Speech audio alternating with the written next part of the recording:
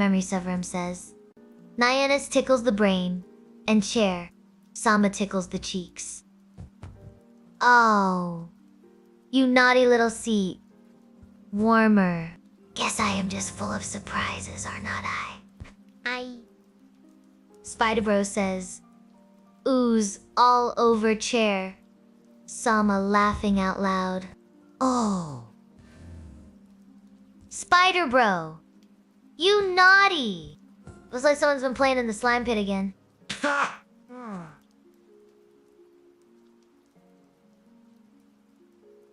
Mr. Jatementine84 says, look at Chair Sama. Just sitting there all smug. Oh. You caught me red-handed.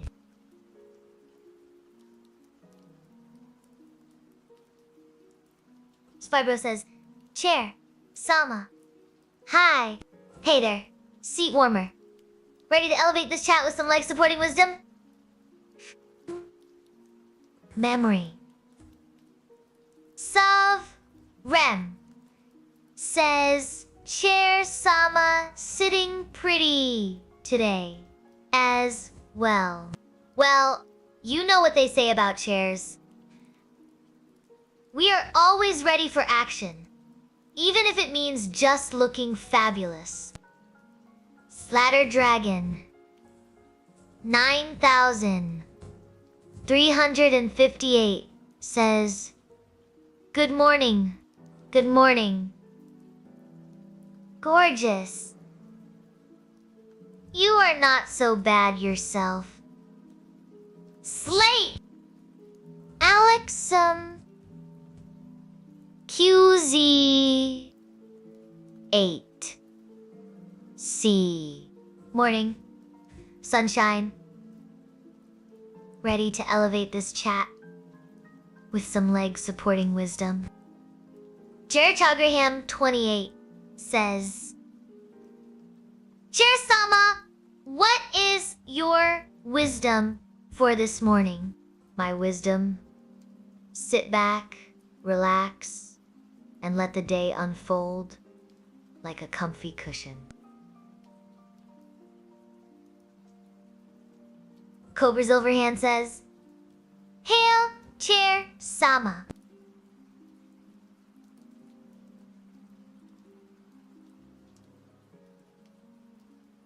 Oh, darling.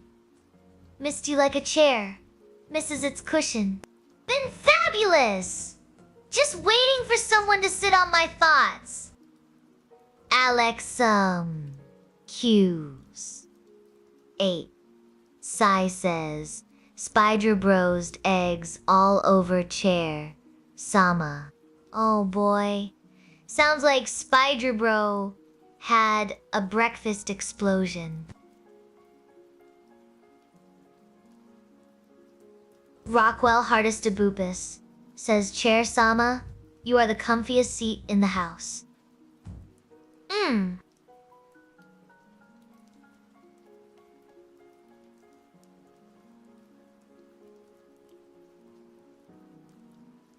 Danzaloo says, Chair Sama, which of Nyannis dogs is your favorite? Oh, you mean her furry little sidekicks? Well, they are all adorable, but I have a soft spot for the one with the fluffiest tail. It is like a tiny cushion just waiting to be sat on. Cobra Silverhand says, I will sit on you, Chair Sama. Oh! Really? Now? You sure? About that? Or are you just looking for a leg up in life?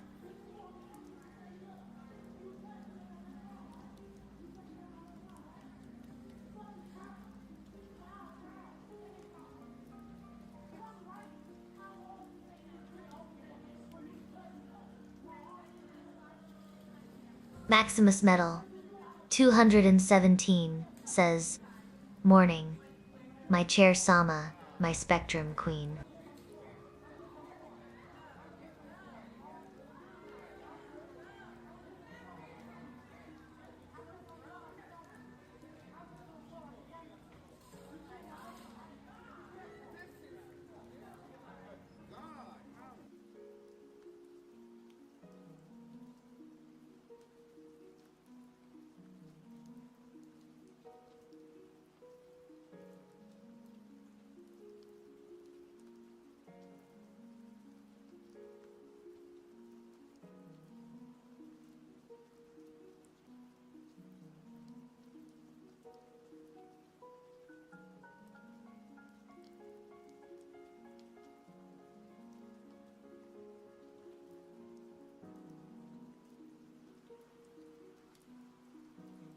Cobra Silverhand says, yes. Chair, Sama.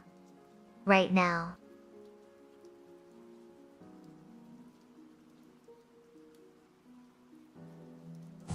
Spydbro says, Chair, Sama, what's your favorite thing about me?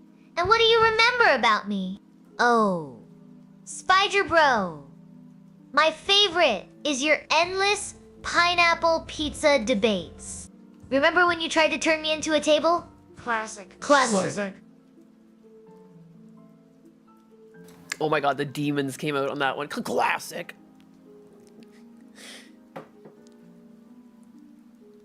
Oh, sure. Oh, channel my inner. I hate you. With a blush. Let us see if Oh, with a Nyannis blush. can handle this. I can't handle this. R.I.P. Cecil says YouTube channel. My childhood. My childhood. Cold Pier 2491 says Chair, Sama, my desktop's machine. Spirit is angry with me. How do I go about soothing it?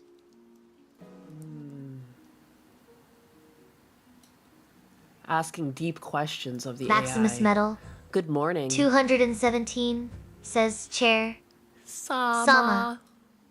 Do you think this will be the year I will be employed?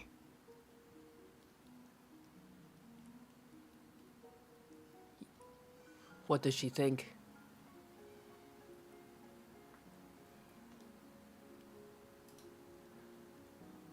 Huh? Does she have an answer for that?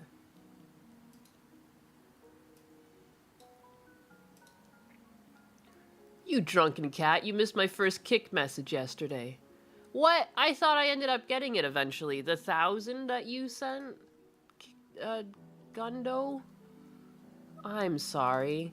His thing, I mean, even my thing sometimes doesn't get the announcements for when people send me stuff on Kick, but he uses StreamYards and it has no integration. It doesn't even show, like, in the chat that flies by, bits and kicks don't show in that for whatever reason.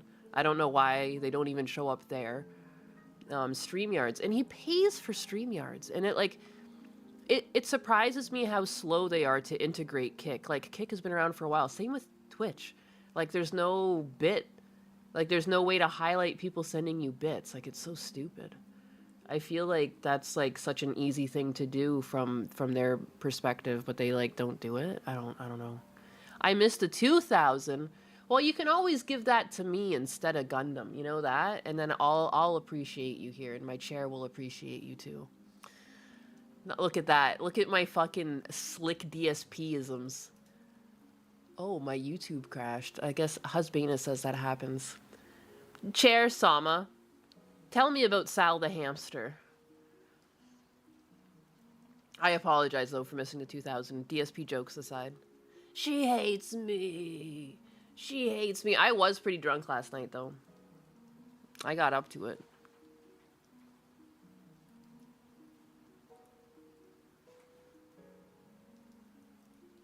StreamYard seems to hate the free member milestone messages, too. Yeah. Pay me, not my pimp. To be honest, Kick doesn't really strain themselves to make integrations possible. Their public API after 2 years is still dog's ass. It's true. Kick is also on... But, I mean, for Twitch, it's weird that StreamYards has no integration for the bits coming in. Last night was a fun show. I'm glad you think so. I was drunk, couldn't tell. Couldn't tell? It's funny, I had this giant glass of wine, too. I put a giant glass of wine on my character because in reality, like, I don't know if you guys have ever seen those, like, perfectly circular wine glasses. I had a giant one of those. Take that with me. So, I saw so many people, and so many people reached out to me and left comments being like, you have to be drunk all the time. And, like, I'm not going to be drunk all the time, but I might drink the odd Wednesday. Please help, Cecil says with Kick. He's old. He's old. He's got Juju. Juju will hold his old hand. I have faith in Juju. Now I know I will never be employed. Oh, now you'll never know. Cheers. Oh! Sal! That furry little chatterbox! Oh. He is like a walking encyclopedia who sometimes forgets which century he is in. Oh, shit. I mean, did he miss the 200S? Or the 2001? Either way, he keeps things spicy around here. That was to you, Sal the hamster. I don't know why she took her sweet time to come up with that one. Is Cecil also on Kick? He must be making an account, right?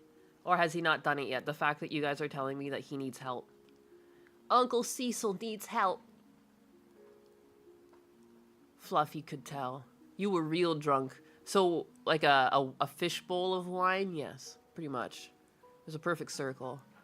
Chair Sama, is Maximus Metal going to be employed this year? Yes or no?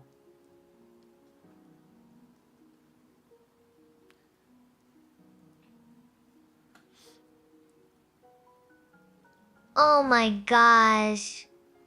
Whoops. What a wild ride. She's gonna talk about my wine now.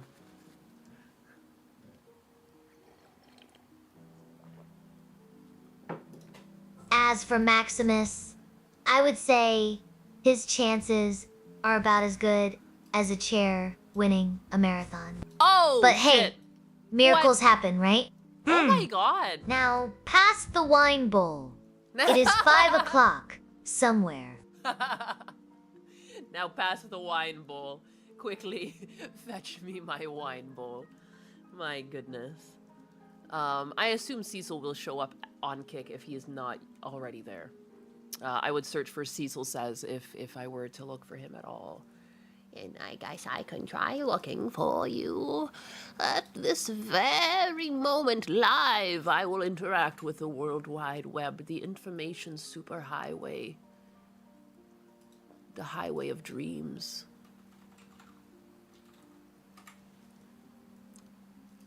Is this him? There's someone called Cecil Says with 0 followers. I guess until he says it's his, I'm not really going to follow it. It might just be someone stealing his name, which is kind of fucked up. Who knows? We'll see. I applied for the day shift position. Wish me luck, everybody. Good luck, Spider Bro. It was a good show yesterday. Ayo, good. Excellent. I'm glad you guys enjoyed it. We definitely won it. You know. But you got this. Don't listen to my AI. She's a hater. She's a hater by design. Her favorite thing to do is roast. The chair is broken. She's going through her moments. You have to remember, Husbanus is working on her live. Like, you know, like he's working on her and he's also working on work. So he might have left her in a weird state. We're working on something else. And by we, it's him. You know, we were talking and came up with an idea that she would, like, write a diary at the end of every day. And then I would post that. And he's having that function, but for some reason, because he, you know, it basically needs to be broken into multiple systems, so we need more GPUs so we can, like, offload her into different things for the things she does, because, like, she interacts with you guys, but then she also interacts with me, and those are 2 different systems, and you'll notice that, like, sometimes she hasn't been finishing the whole, chat now, like, sometimes for super chats, she gets cut off, because, like, he's trying to do a thing to also cut off the weird wailing and screechy noises. You know how she was carrying on for a while, so he's doing something where it, like, takes the math of how long a sentence should be and, like, applies that to the chat. But then, so if there's extra things like so-and-so donated $2 or whatever, like, it doesn't really, it gets cut off. I don't know how to describe. But it's actively being worked on, and Husbanus is trying to add a lot of really cool features. Hey, Chair Sama, should Johnny Ortez date again?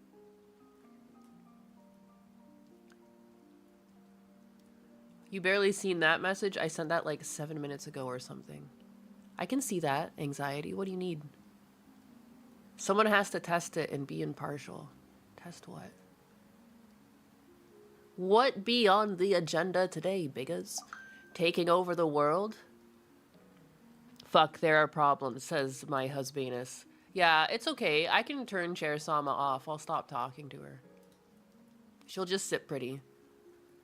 Just let her sit pretty for a bit. And it's okay, husbanus. Focus on your work. It's okay if it's not in working condition. What are we talking about today? We're gonna briefly talk about Minnesota, I suppose. Plus, Oh. he can probably teach us all some fancy footwork for when we need to dodge those pesky job rejections.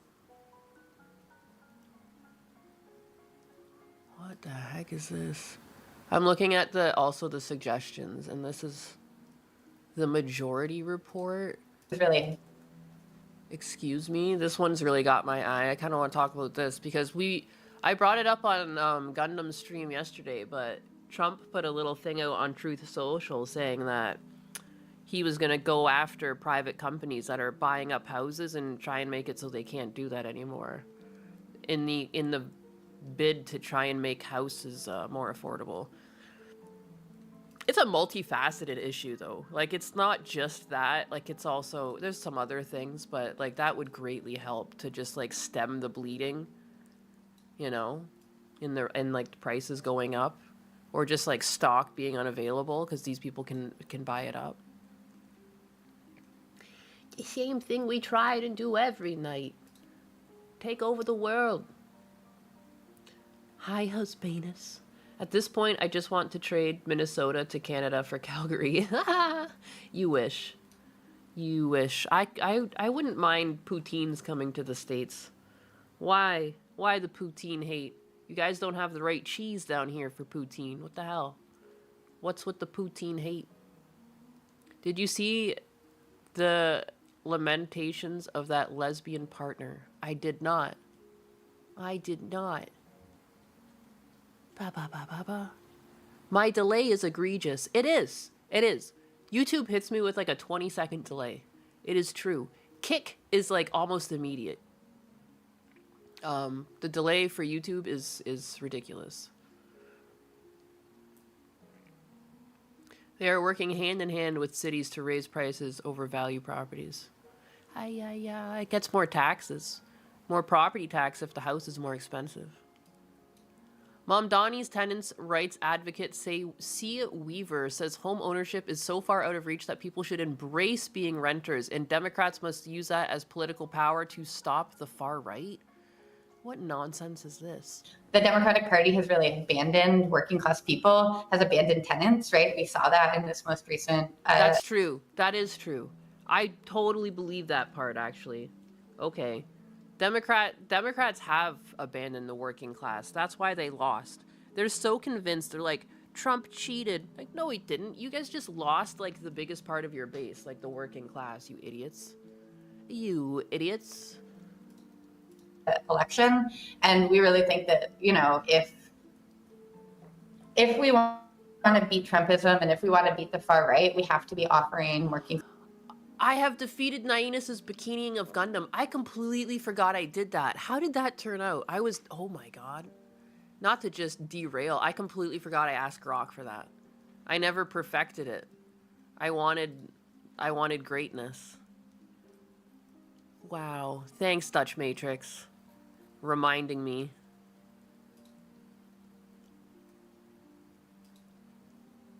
Cursed request. It didn't do it. Wow. At Grok, I asked for bigger boobs. The eyes should be in a mask like Char, and the helmet is based off an RX-78. Perfect. Thank you very much.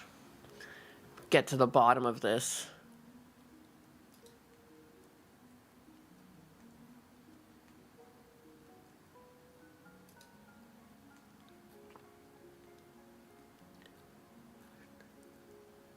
Anyways, wow, you derailed me real good right there.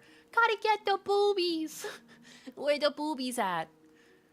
Morning, guys. Good morning. The left has a war on the working class, especially the men. Yeah. class voters something around cost of living. And as homeownership is out of reach all over the country and increasingly out of reach all over the country, the way to interrupt that is to get organized as renters in your community, to fight for policies like rent control, to push to elect people into office who are going to respect the tenant majority, who are going to deliver policies for the tenant majority. So that's our theory. That's our theory, right? Our theory is that by running pro-tenant candidates, by forcing candidates to adopt pro-tenant policies, by electing tenants into office, we can sort of interrupt the sort of race to the bottom that we're seeing across the entire country. And by the race to the bottom, I mean the race to the far right. In terms of The race to the far right. It's interesting how she's like sprinkling some things that I agree with with complete weird like bullshit. Am I nuts? Am I nuts? The rent control does not help ever. No. Yeah, what? And like that it just seems like such a, I mean, it's true that you want representation that will keep in mind like your people that are renting and that they're not being taken advantage of and that their rent remains reasonable. But like beyond that, like I don't know, like if anything, like a lot of tenants have too much power. Squatters have a lot of power. Like it's like, you know, like I don't think the far right, I don't know what this has to do with the far right having more people in politics that care for tenants. What a funny segment. How do I get on talk shows? This is crazy. It feels just like anyone with an opinion can show up on a talk show. How crazy is that? of what we're doing in New York City in this election, this election is just the beginning, but we are knocking on hundreds of thousands of doors. Our goal is to build a 250 strong person voting bloc that is going to only vote for candidates who will, work for tenants once they're in office. Like, I just feel like what a weird mindset, too, to just completely give up and just, yeah, I'm going to be a tenant for the rest of my life. And I could see, like, if you live in New York City, it's a city. There's no fucking way you're ever going to own something. You're going to need millions of dollars to own property at that point. But I mean, like, dude, leave the city. Like, I don't know, man. Like, that just seems so bleak. But again, maybe that's just my prerogative. Some people like to live in the city. Again, I don't know how much protection tenants really need. Like, again, like, I think you just need to impose that, like, you can't increase tenant rates beyond the rate of inflation. So, year over year increases of rent, it should reflect something to do with the economy. There should be numbers released every year that landlords are allowed to increase by. Like, that's about it. I don't know. It's not that deep to me. Buy a house in a town. This amount of glazing for a major city is something I never really understood. There is a world outside of the city limits. Some people do legitimately just like living in a city. I don't get it. It's not my cup of tea. I hated it. When I worked in Toronto, there was a point where I moved in closer to a place called York, which is like one of the 6 boroughs of Toronto. And like, I hated it. There's too many fucking people everywhere. You'll own nothing and vote for us anyways. Yeah, the whole own nothing, just giving up and like that's the best they can do kind of thing is like, yuck. I don't know. Just seems like they gave up. She's saying that the conservatives are better off than the liberals, so raise the rent on conservatives. Yeah, I didn't really... To push to elect people into office who are going to respect the tenant majority, who are going to deliver policies for the tenant majority. I guess that's the words she's not saying. Like, you're going to do everything for the tenants, and therefore you're going to tax everyone who owns something to benefit the tenants. Is that what you're saying? Slamming Brandon? When it's finally proven that the squatter was in fact squatting and not a tenant, they should be jailed. Plus, they should owe the homeowner or landlord for every expense that they've lost. Yeah, the squatting thing is ridiculous. I my blood boils anytime I start looking into like a squatting story or like, just the amount of power we've given. It doesn't even make sense, the amount of power we've given squatters. Why? Why is it like this? If you were to be in your house and someone were to enter You're like, in most states, you're allowed to just blast them away. But if you had left the house and they had taken over the house, you're suddenly not allowed to blast them. Like, it's crazy. I don't like this. I don't like the squatters. The whole squatter thing is nonsense.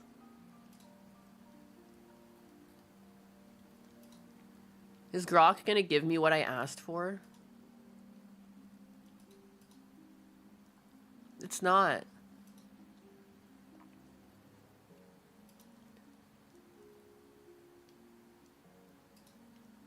I'm obsessed with this Grok. Them advocating for squatters is on par with their communist ideals because these creatures do not live in private property. It again, like, yeah, it seems like someone with a hate boner for someone owning a house is the one that advocated for squatters' rights. Where did those ever even come from? I'm literally going to fucking ask the internet.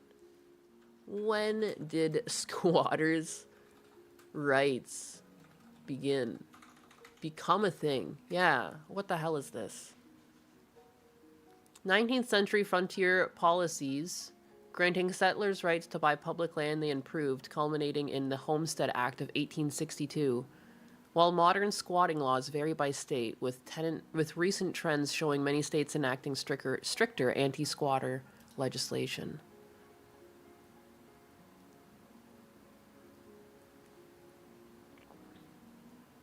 Well, and what it originates from is the Homestead Act, that if you were to go onto land and cultivate it and improve it, then it's yours. That's completely different to what these people are doing. They're just showing up and, like, barricading themselves in a house, and they're like, it's mine.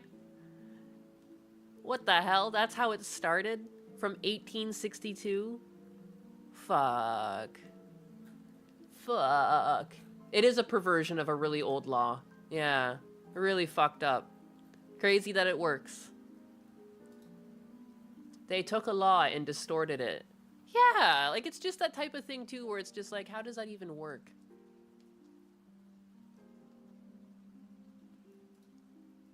I just literally opened Wikipedia for it. Like, I could ask Grok or something, but I don't know. Do you guys like it old school like this? Is that what tickles your fancy? Squatting in the United States. Yeah, historically, squatting occurred during the settlement of the Midwest, when colonial European settlers established land rights and during the California Gold Rush.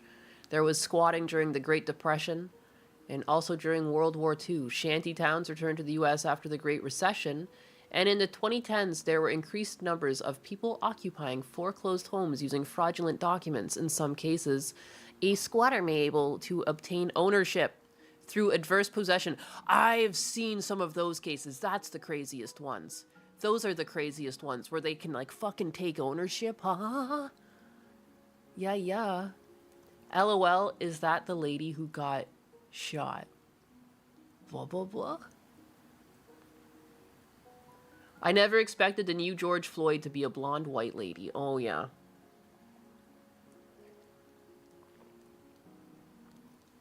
Oh, I know. That's not... I have been, like, kind of avoiding the internet because I know that this is gonna cause, like, a whole fucking thing. Like, this is a whole ordeal now because of that happening. Wikipedia is basically Reddit. Use Grok. Yeah. It's so long on Wikipedia. Oh, the lady that got shot. Yeah, I mean, like, Tim Walz came out, didn't he? I thought I had that open. Whoopsies.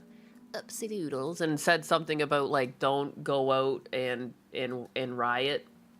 Don't do the riot thing, guys. Don't do it. Don't do the thing.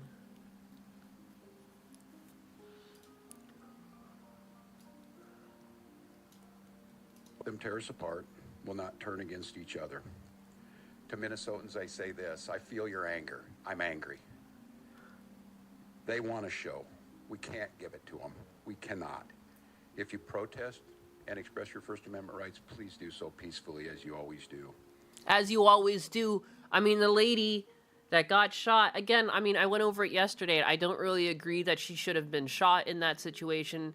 You know, the guy wasn't really too much in the front of the car. It looked like he could have easily sidestepped it, but he decided to stay there to shoot.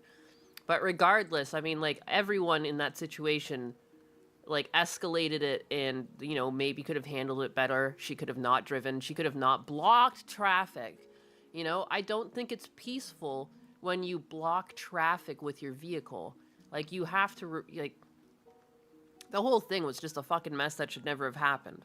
Like, she should never have been in the road with her car blocking traffic to begin with, you know? When she was given an order from the officers to get out of her car, that she was under arrest, she should have heeded the officers, you know? It's just ridiculous. The whole thing was just ridiculous. And I saw the show. I want an encore. There's another video angle. Clearly he was in front of the car and she floored it. Every angle I've seen, he's in the front quarter of it, though. It's, like, so easy to sidestep out of the way. And again, I'm just going based off of all of the cop videos that I've seen.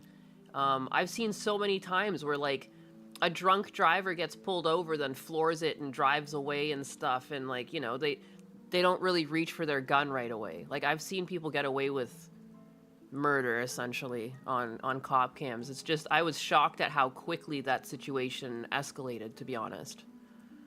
But I mean, like, again, like, if you don't want to get shot, don't put your car in the middle of the road. Don't fucking floor it when they tell you to stop. Like, it could have been avoided in a lot of different scenarios. But, like, it's just nothing that should transcend into the public's outrage, but it's going to anyways, even though, you know, it was a self-contained problem between a bunch of people, you know, acting poorly in the moment.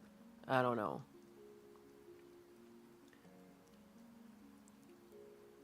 But yeah. I saw a clip of him getting hit by her car. I watched the clip yesterday where it was like from the front angle, or like, sorry, the back angle of her car. It was like people on the sidewalk taking it. But after the shots, like, he just walked away. So, like, it didn't look like he got hit very hard if he did. Because, like, he just, like, I don't know. Like, if I got hit by a car, I don't think I'd just be, like, walking away.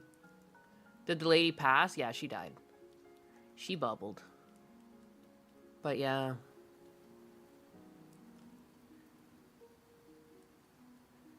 I don't think you can say she's in the right. It's one of those things, and, like, again, like, I think if you were to be in, like, if this was something that you were sitting down in a lecture hall as a cop, and, you know, and they were talking of, like, how this could have gone better, I think the analysis would be, like, very similar. It's funny, we asked the chair yesterday what it thought, and even it said that, like, everyone could have handled this better. It was, like, a failure, basically, on all parties.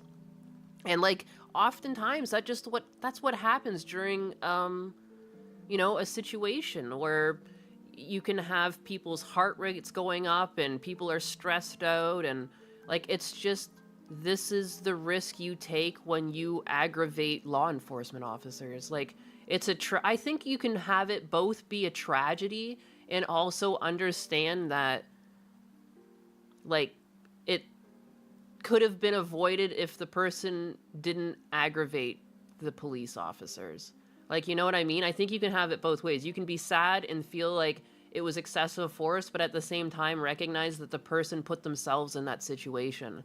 And that's part of being human, is that sometimes you put yourself into a situation and you have to take responsibility for what happens, because, you know, if you hadn't blocked traffic, you'd still be alive. Like, you are at some fault. Like, so, like, I don't know. Like, I do feel bad, but at the same time, you can't feel too bad because she kind of did it to herself. You can't, you know, you can't always hope for the best. And, you know, I don't know, was that officer already up for fucking 8 hours? Like, we don't really have the story on what that officer who did the shooting had previously been through. We don't know how aggravated they were with him. Again, we don't know how long he's been into this shift. Usually when people are deployed and there's some sort of emergency, you know, like, you're working longer hours than usual. It's colder up there, too. I know I get annoyed in the cold. They were going back to base. She wasn't supposed to be there. I mean, yeah, the clip I saw, she was, like, right in the middle of the road. She was, like, rotated to block the road as much as possible. You know? Like, come on. That's technically against the law. Like, I can't go out, even if I was, like, if there was no ICE agents or anything, like, you can't just go out and park your car, you know, and block the road. Like, that's, you're gonna get a ticket. Like, you would have law enforcement officers on your ass regardless of when you did this. It's always been illegal, you know? I don't know why she thought just because she was, and it's, the sad part is that she was trying to protect potential criminals. Like, why? Way to kill yourself to protect criminals. When you could have just, if you didn't like it, you could have just peacefully protested over on the sidewalk and not gotten your, like, self involved with breaking the law. Far overestimating the power of a 9mm, we used a 7.62 in Iraq and it would still take multiple hits and 10 plus seconds for the engine to stop.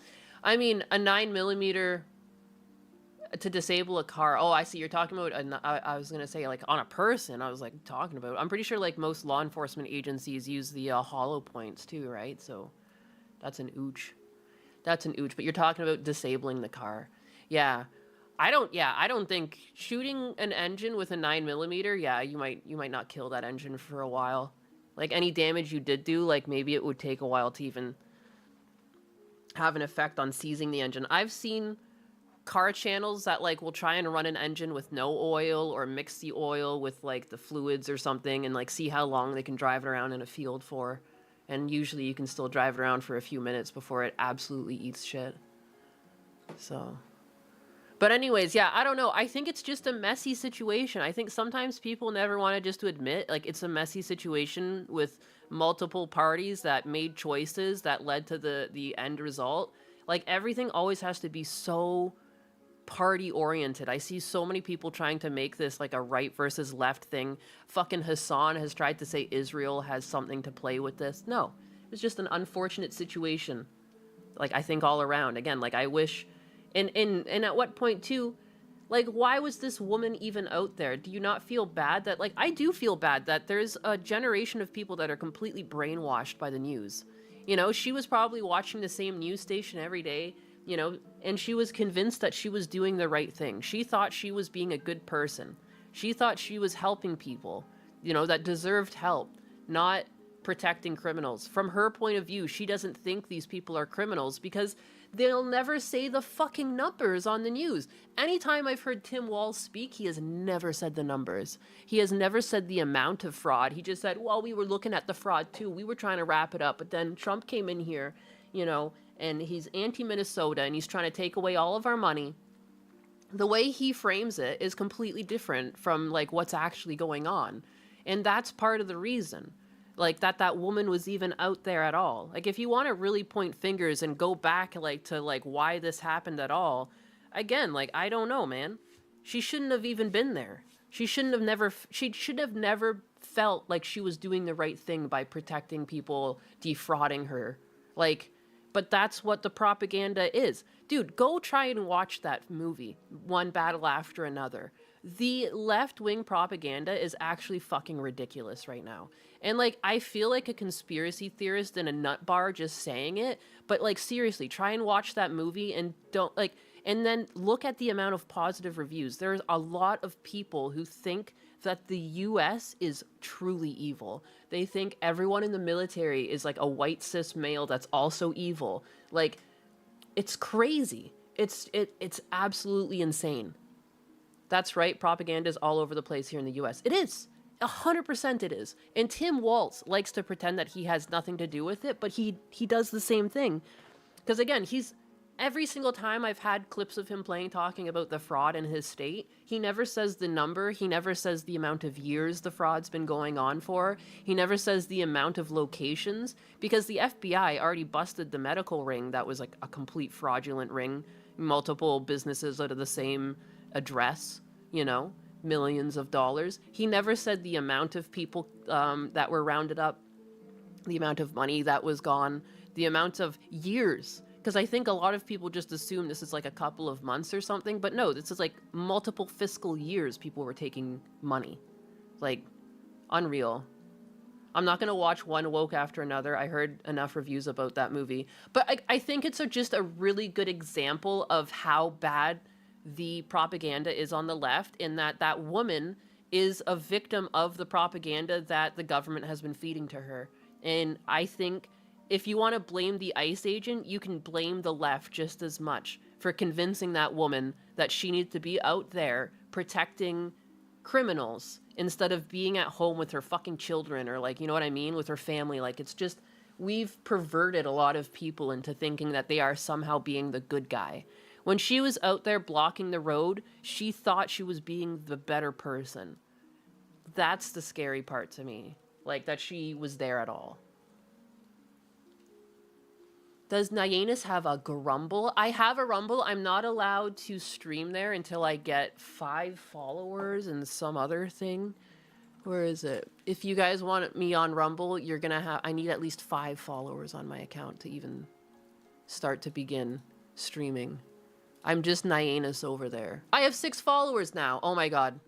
Well, thank you. Now I need to set this up. I should be on Rumble tomorrow then. After stream today, I can go fuck around and set that up. I hadn't noticed I already got... Yesterday when I looked, I didn't have any. But anyways. And I'm a leftist. Dude, if I say that the leftist propaganda is bad, you have to believe that, right? I have no ulterior motives. I really don't. And I'm a leftist. I really think a lot of these programs have to be stopped and started. Like, you need to start again with no fraud. You have to build back better. And like, I don't know why that's such a fucking terrible idea for Democrats. It's because they like making the money they make. They're siphoning so much money through the cracks. It's crazy. Rumble is good because you can listen when the phone is locked. Oh my god, I hate that YouTube paywalled that function. It used to not be like that. I used to drive to work and I could shut my phone off and just listen to people. Oh, you are talking about Twitch. Am I? Bless my chair. She's alive. Husbanus might be fixing her a little bit. I need to make a Rumble now. Do it. I'm just spreading out like a cancer all over the internet. Ah, crud, I'm late. I'm there. I am your 6th. Now I have 7. Yeah, now I'm an asshole, and I should have been live today, apparently. I had no idea. Like yesterday, I don't know when I checked it. I did check it yesterday. I had 0 followers, and I wasn't able to go live. Build back better? Like MAGA, but Biden version. I don't know why people are so afraid of doing that. And again, people who actually care about social services, you should want 0 waste. You want these things working as efficiently as possible so people aren't able to judge them. And clearly that's not happening. Like, I don't know, man. Like, I don't know why people are so adverse to doing things correctly. So, I don't know. Link it. What, my Rumble?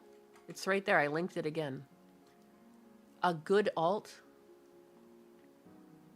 The cancer we don't need a cure for. Yeah. But I don't know, man. The whole... what is going on in Minnesota over that shooting? Pretty cold for a riot. They're probably going to need a fire or something to stay warm. Oh my god. Oh my god. I was just reading the comments under here.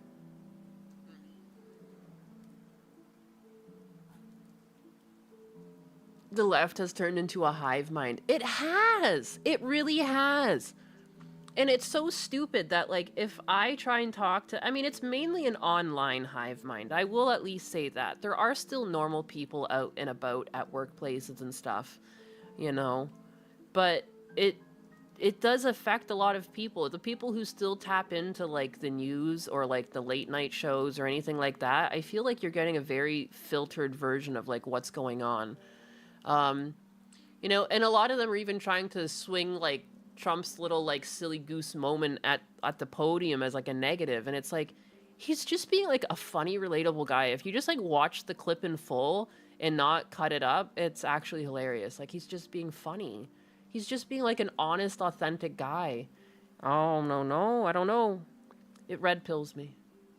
It red pills me. Money that disappeared into pockets that was stolen from kids. Yeah, it should piss more people off. And realistically, that, again, some of this stuff should be pissing off the left more than the right. The fact that money has been stolen in the name of helping children and things, like, is that not, should that not piss the left off the most? Because again, it hurts their ability to actually have these programs running for like decades to come, you know, and especially if the fraud makes it so that it costs more than it's supposed to, that also threatens it and its ability to continue to run. Yeah, I don't understand. Like, to me, these are like, it's interesting to me, these are like core leftist issues that suddenly, because the right is concerned about it, now the left is like, oh, no. Same with snatching Maduro out of Venezuela. I just feel like historically the left should be like jumping up and woohoo, like, yes, because like, isn't that the whole prerogative? Look, you helped a bunch of people by removing a dictator, but now they're adamant that it's a bad thing because Trump did it. Trump did it. You can't be good, you know? Unreal. It's unreal. There's a really good book about political hive minds and propaganda called The True Believer, written by a self-educated drifter in the 50s. It does seem to go back and forth, like the parties being like nonsense. Oh my gosh. It looks like someone's giving a speech in front of American flags. Probably talking about how they plan to fix things that are not broken. You know, politics, where everyone promises you a new chair, but delivers just more wobbly legs. Oh, snap, dog. That's true. I was just going to say, but you can't really trust any politician at the end of the day. And then the chair Sama came in that you said they got wobbly legs. Because they promise you chairs and they give you chairs with wobbly legs. But yeah. But Maduro is a socialist, which is the leftist holy cow. For some reason right now, the left is obsessed with socialism. It's true, and it's so strange. It's so strange. And that's why it doesn't even feel like they're part of the same country anymore. Like, they're not really the same party they once were if they want socialist ideals. Like, Democrats are supposed to be two sides of the democratic coin that is America, right? Like, not... They're like the socialist side. It's weird. You really want to ruin my fantasy. Why, female Gundam? Oh, did Grok finally make my female Gundam come true? I've been asking Grok. I've been asking Grok.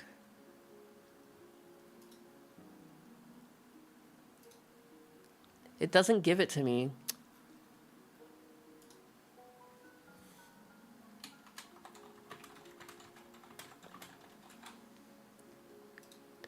What is up, Grok? Sorry. Socialism is the left's end goal. Yeah, who's pushing for that? There's got to be some, like, not to put my fucking my conspiracy tinfoil hat on, but like, who's pushing for that? Like, who's trying to be the king socialist here? You know what I mean? Who is it? Who would be like the head of their socialist agenda? Because at the end of the day, it ends up just going to one guy, it seems. A lot of the time, socialism gets implemented.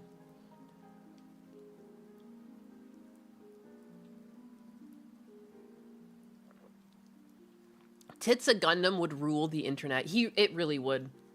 It really would. He needs to get on that thing. Watching another blue snowback. Good lord. Read up on Frankfurt School. The Frankfurt School.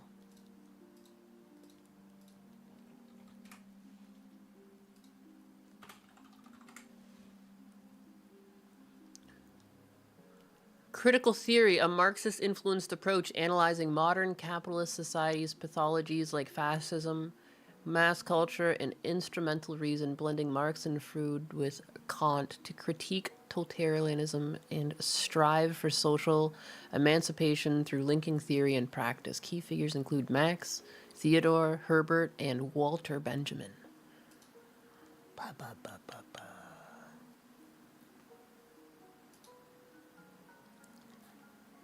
I normally don't get ads.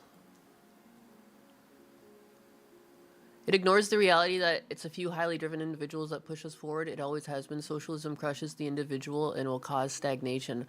Yeah, I mean, a lot of the people who are grateful that Maduro is gone talk about socialism and how fucking terrible it was for them to live under socialism. You know, and one of the ways it started is like they took away their guns in 2012. They made sure that they couldn't really fight back. You know.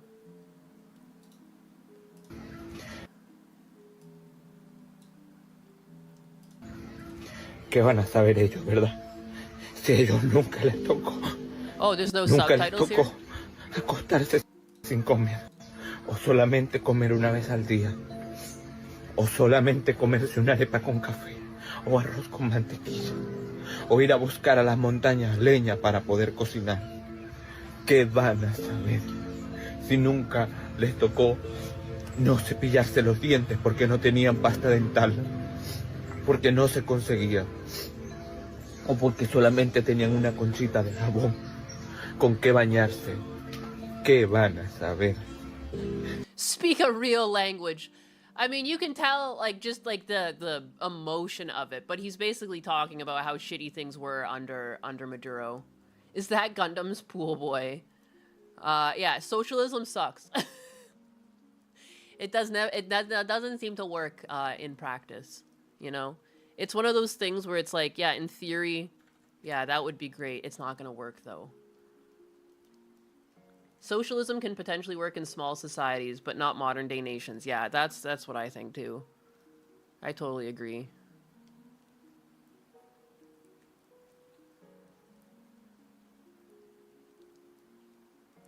Socialism can potentially work, but yeah, only in tiny little... Like, it has to literally be, like, a little society where, like, one person can take responsibility for, like, a little aspect of daily life kind of thing, and everyone trades and lives together. Like, I don't know. I don't know. Wait, someone...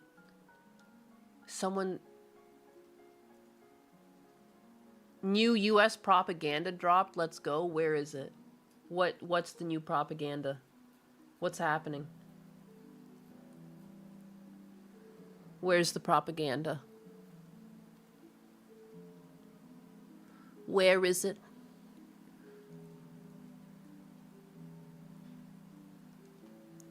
But if you go far enough left, you get the guns back. Yeah. We traded and worked together to make life easier for all of us. It was pretty good as long as there weren't money issues. That would start fights.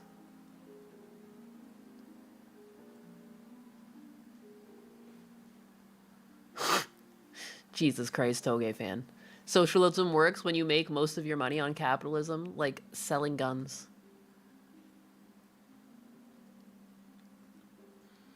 It's true, any media not controlled by the US is not to be trusted. That's why they want to steal TikTok. Because it's not controlled by the US. Didn't they succeed in that, though? Isn't there now, like, a TikTok branch in the US? Is that not what's going on? Where did the propaganda touch you? Ah! That's not right. That's not right. They took Cecil away.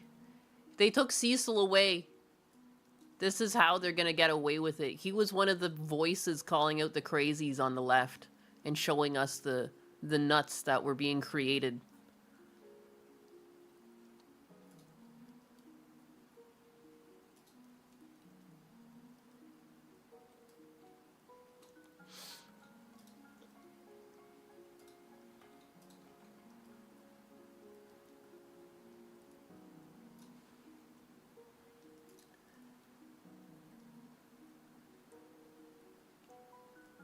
Can we talk about non-political stuff?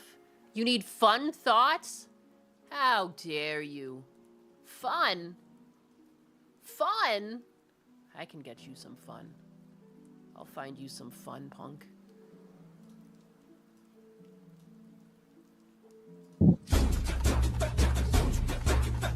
How about a fighting hamster? Does a fighting hamster... Does a real life view of fucking Sal the hamster cheer you up? Here's Sal the hamster in his natural habitat. European hamsters are surprisingly territorial and can be aggressive, a trait unlike their smaller pet counterparts. Watch out. Watch the fuck out. Hoo-yah! It's so corny. Who the fucking noises they added in? How dare they? Damn, Sal. Damn, Sal. I had no idea. I had no idea, Sal. What the fuck? I had no idea you were so scary. Don't fuck with Sal. Still more effective than the EU. That's non-political. There you go. Lemmings are far more vicious. I'd like to see one. I want to put them in a cage together then. Let's get a lemming and one of these hamsters and put them into a... Let's do fights. Let's do animal fights. Come on. Wait, there are wild hamsters out there? There's a version of hamsters that are not domesticated? And I bet these ones don't die in dumb ways. It's like a meme that people's hamsters will, like, crawl behind furniture and just, like, seppuku themselves. It fights like a hyenas. It fights like a hyenas. It does. Let me see if my Bobot is working again. If not, that's okay. Where's my Bobot? I had Bobot open.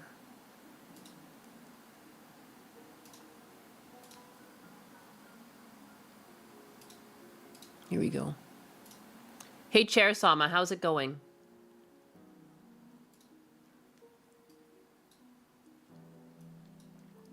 Oh, Chair-sama.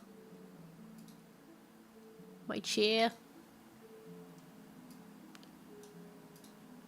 She's sleepy. She's vibrating, though. Give her that. Knows how to vibrate. If I'm not mistaken, lemons are much bigger than hamsters. What, you think size means everything? It's pretty bigoted of you. Just because something is big does not mean it's better. Alright? You've clearly never seen my little fettuccine fight. Hey there, seat setter. Ready to elevate this chat with some leg-supporting wisdom? Yeah. Seat sitter.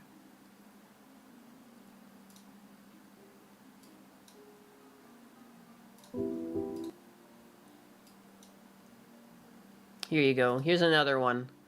See that little lump of a dog? Aww. He gets to ride the bus. It's a double-decker bus. Oh, there we go. There you go.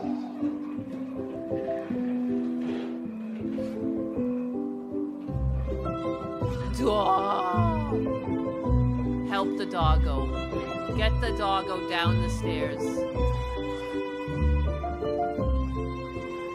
How does he get out at the bottom? Oh, they thought of everything.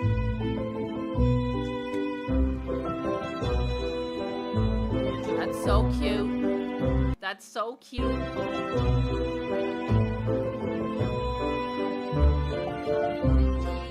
Aww. There you go. Jericho Graham's yawning. Wow.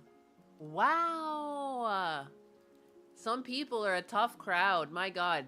Some of you want to watch the world burn, and others want to watch silly animal videos and have a good silly goose time. This is crazy.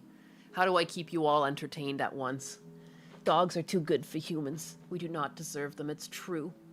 Now put some treats on it, Dad.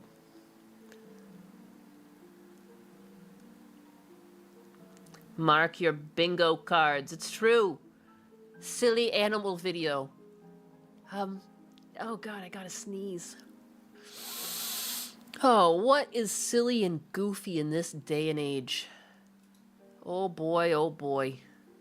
Silly, goofy. I mean, there's the frickin' Logan Paul scam. Scamming us for his Pokemon card. It's pretty lame. Fuck that guy. He screwed the whole Pokemon card market. He was the beginning of the end. He's what pulled investment bros into it. Like, people already thought and speculated on the Pokemon card market, but him coming in with his brother, they really fucked it up. Turtles. I love turtles. I am in the passenger seat knowing it isn't going to get any better. Ayo. Jabba.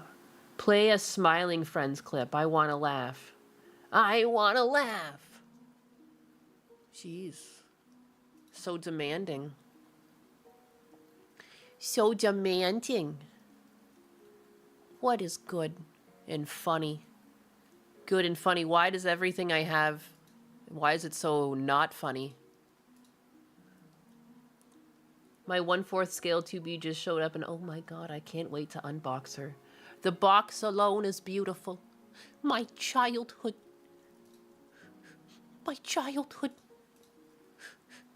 It's beautiful. There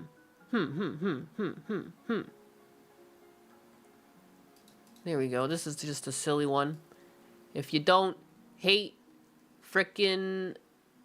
I have to assume this is in an HOA for this to be a problem. Here you go. Here you go. Homeowner owes $100,000 for improperly parking on her own driveway after courts reject appeal. How you like them apples? Money! Huh? Does that tickle your fancy? Good morning. Oh, look at that. Thank you for the dollars. I'm rich. I'm rich. I'm retiring. How do I find my back end here? How do I find my back end? Jericho! With the $2. Apologies, I was in the past. Nope, you think I'm boring. I get it. You can give me all the money in the world, but I understood. You don't need to lessen the blow. I can take it. I can take the heat. Only in the U.S. Scams on anything.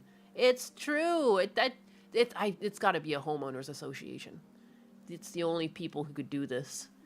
This level of evil. Evil. I bet, like, yeah, it's like on the grass, you know? A Florida homeowner accumulated more than $100,000 in fines for improperly parking on her driveway. Zenaida Sandy Martinez filed a complaint against the city of Lantana, Florida in 2021, arguing excessive fines. After a lower court rejected the case, Martinez appealed to the Supreme Court of Florida. A Florida homeowner must pay more than $100,000. She initially filed a complaint against the city of Lantana, Florida in February 2021. According to the complaint, Martinez owed more than $165,000 to the city for trivial code violations. About $100,000 primarily for parking in her driveway with 2 tires partially covering the grass, and more than $60,000 for 2 cosmetic violations.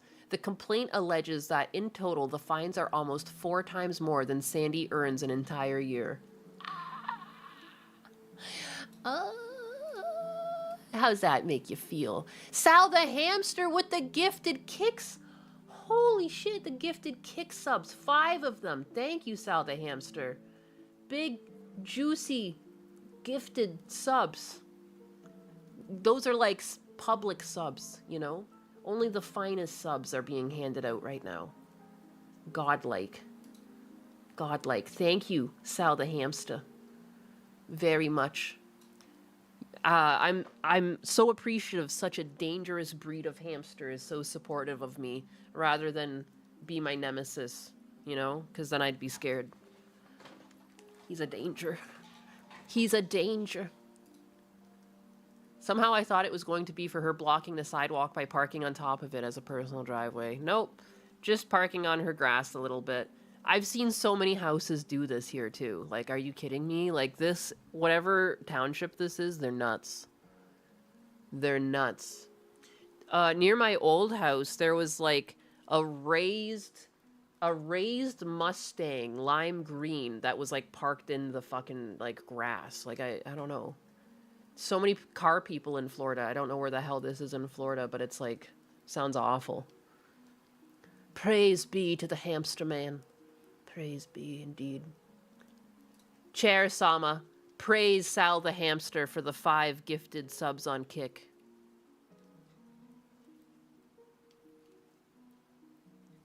Oh. Praise Sal the hamster indeed. He must have really worked up an appetite with all that wheel running action. Amazing. Chair Sama, you can't say thank you?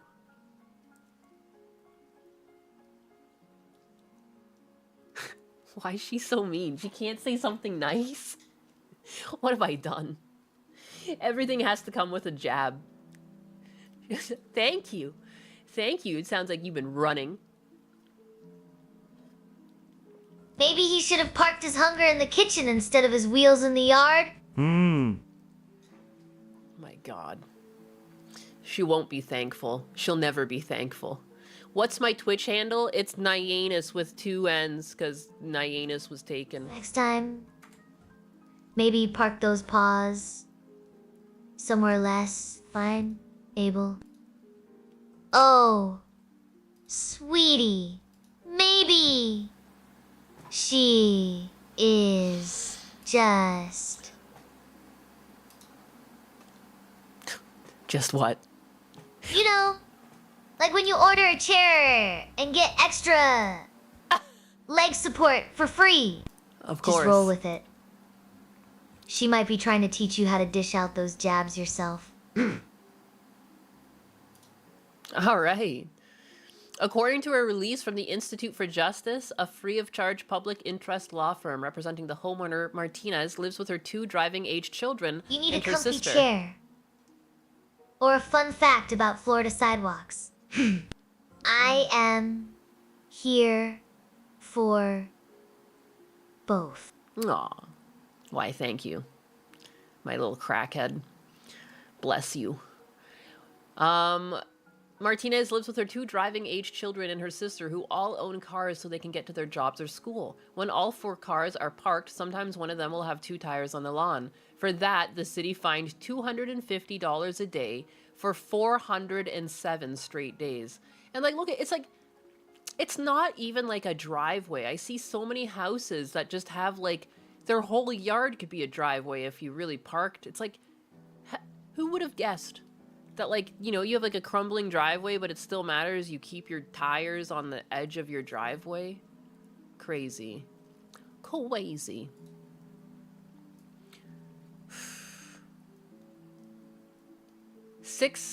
While the initial complaint admits Chapter 162 of the Florida statute permits cities to issue code enforcement violations for up to $250 per day for first-time offensives, IJ argued Latana's fines of $165,000 violate the excessive fines clause of the Florida Constitution. 6-figure fines for parking on your own property is shocking. The Florida Constitution's excessive fines clause was designed to stop precisely this sort of abuse, to prevent people from being fined into poverty for trivial violations. IG senior attorney Ari Bargle said in a release. After initial court rejection of the case, Martinez appealed and brought the case in front of the Supreme Court of Florida in May 2025. I can't believe this isn't just shut down immediately. Like, yeah, no one's paying that for parking on their own property. Good Lord. On Monday, December 22nd, the court declined to hear the case. Are you kidding me? You can't do anything as like a private citizen. Dude. The court's refusal to hear Sandy's case and clarify the Constitution's protections from runaway government fines is a disservice to all Floridians, Bargle added. It's outrageous that the Florida Supreme Court won't consider whether the Constitution protects Floridians from ruinous fines, says Martinez. Cities shouldn't be allowed to wreck lives over trivial violations. According to the firm, Martinez is protected from foreclosure via Florida's homestead exception. However, they claim the fines effectively rob Sandy of the equity that she has built up in her home and make it practically impossible to sell and afford another home. Crazy. That's clearly a violation of the 8th Amendment. It's pretty cut and dry. It's crazy that it's clearly against even Florida's own constitution. Excessive fines, you're like not allowed. Like, how is this even? Since 2021, she's had to fight this. Like, what a terrible thing to just have over your head, just forever. Shit like this is why Florida can have such favorable taxes. Bargle sounds like a name in Hitchhiker's Guidebooks, right? It sounds so funny. It sounds like an alien. It sounds like an alien that would have like some sort of like elephant type snout, like with, you know, Bargle. Some sort of like crazy looking alien. Doesn't sound like the name of a human at all. I'm very suspicious. Very suspicious. How can you even trust that story with a name like that? A condo group near where I live voted to dissolve their HOA. Hell yeah. Nature heals when an HOA goes down. An HOA is like the frickin' Reddit mods guild of a house. Like of a housing development. Like, it's the same shit. It's just people who want to feel a little bit of power. You know? They have nothing else going on in their lives. That's a homeowners association. The Reddit mod of the streets. I thought I'd follow you on Rumble yesterday. Apparently not. The channel was called My Nan USA. That's so funny. That's hilarious. Yeah, it's just Nyanus on Rumble. Are my cars correctly parked, Nyanus? Yes, they're like inside garages, except one is parked out. No, two are parked outside. But they are fine. They are fine. Alien and Hitchhikers that tells you that you should have gone to the basement of the city office to learn about the bypass being built. It's true. The silly pink cat needs to see this since she likes pop-up headlights. I like pop-up headlights. What are you talking about, pop-up headlights over in the Kick chat? What are you doing? What are you doing over there in the Kick chat? Pop-up headlights. What? I'm gonna be that person that I'm gonna pull this up, but right away I'm gonna show you something that's gonna ruin it for you. Why is this headlight crooked? This is a crooked headlight. This is cool that they did this, but why did they make it so crooked? Do you not see how crooked that headlight is? Look at that. What is that fitment? Fix that. What is this? Why is it rotated down inside there? That like rectangle inside the eye? What is this? What is this? Come on.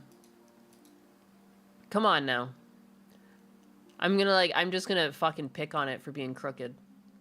The Toyota GR86 is getting a body kit that features retro pop-up headlights.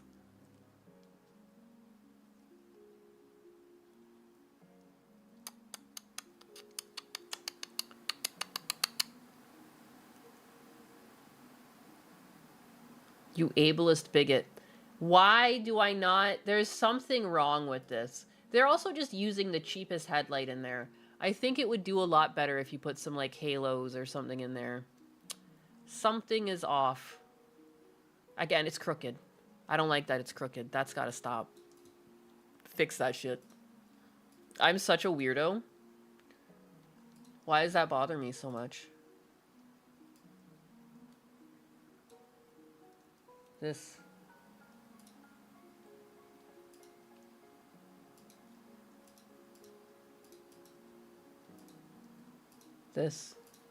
This one headlight. It looks crooked in this shell. If they could just straighten out this top line. You know? Straighten her out.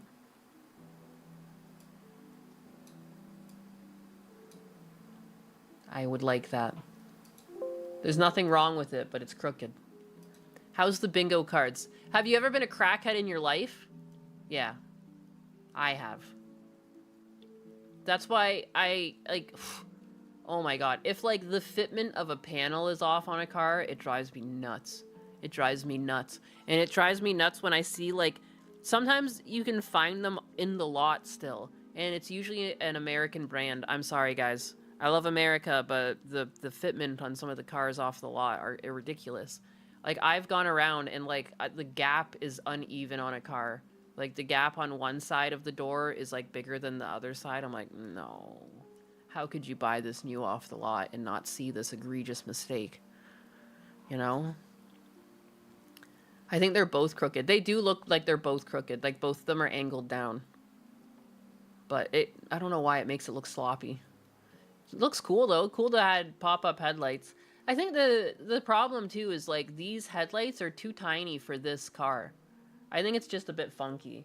Like, and that's just the problem. If you're going to do something aftermarket that wasn't, like, originally designed with the car, you're going to be stuck with, like, whatever size they have allotted for you. The hood was clearly in the way. But just looking at this side profile, I'd really like to see them, like further back and higher up. You know? I think part of the fun of pop-up headlights is the effect that it has on the profile of the car and the shapes of the car. And like, I'm just not feeling the balance here between like the size of the back end and the size of the headlights. You know, like the mirror is competing in size with the headlight. And that's the problem with aftermarket body kits. I don't think people realize how genius some car designers are. Like, some car designers just fucking get it. And they get everything proportionally correct on their cars. You know? Cars are art. And that's my obsession with cars, is that they are functional art.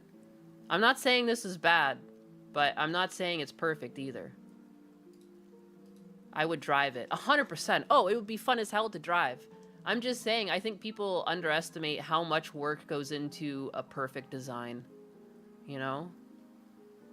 It's not as easy as just, like, slapping new features on an old car. You know, it's art. Creating cars is art. We are all on the spectrum. We are all on the spectrum. I'm not saying it's an, like, I still like it. I would 100% drive it. I would 100% have this in my car. I would just do something here. Something slightly different. Something about it just doesn't tickle the same fancy, because it does feel like they were just shoved on. The front end, I wonder if I would cut into the hood just to make them bigger or something. I don't know what I would do. I don't know how I would make these a little bit. Maybe even painting the sides, like having like the little shields that come up white. I don't know. How would you make it fit better? Base model FRS, it's slower than the AW11, only hits 140 because it's a 6-speed. It doesn't, when you're dealing with super small cars, I don't think it really matters, to be honest. Like, if you have 140 horsepower in a tiny car, that's more than enough. You're fine. The size makes the big difference.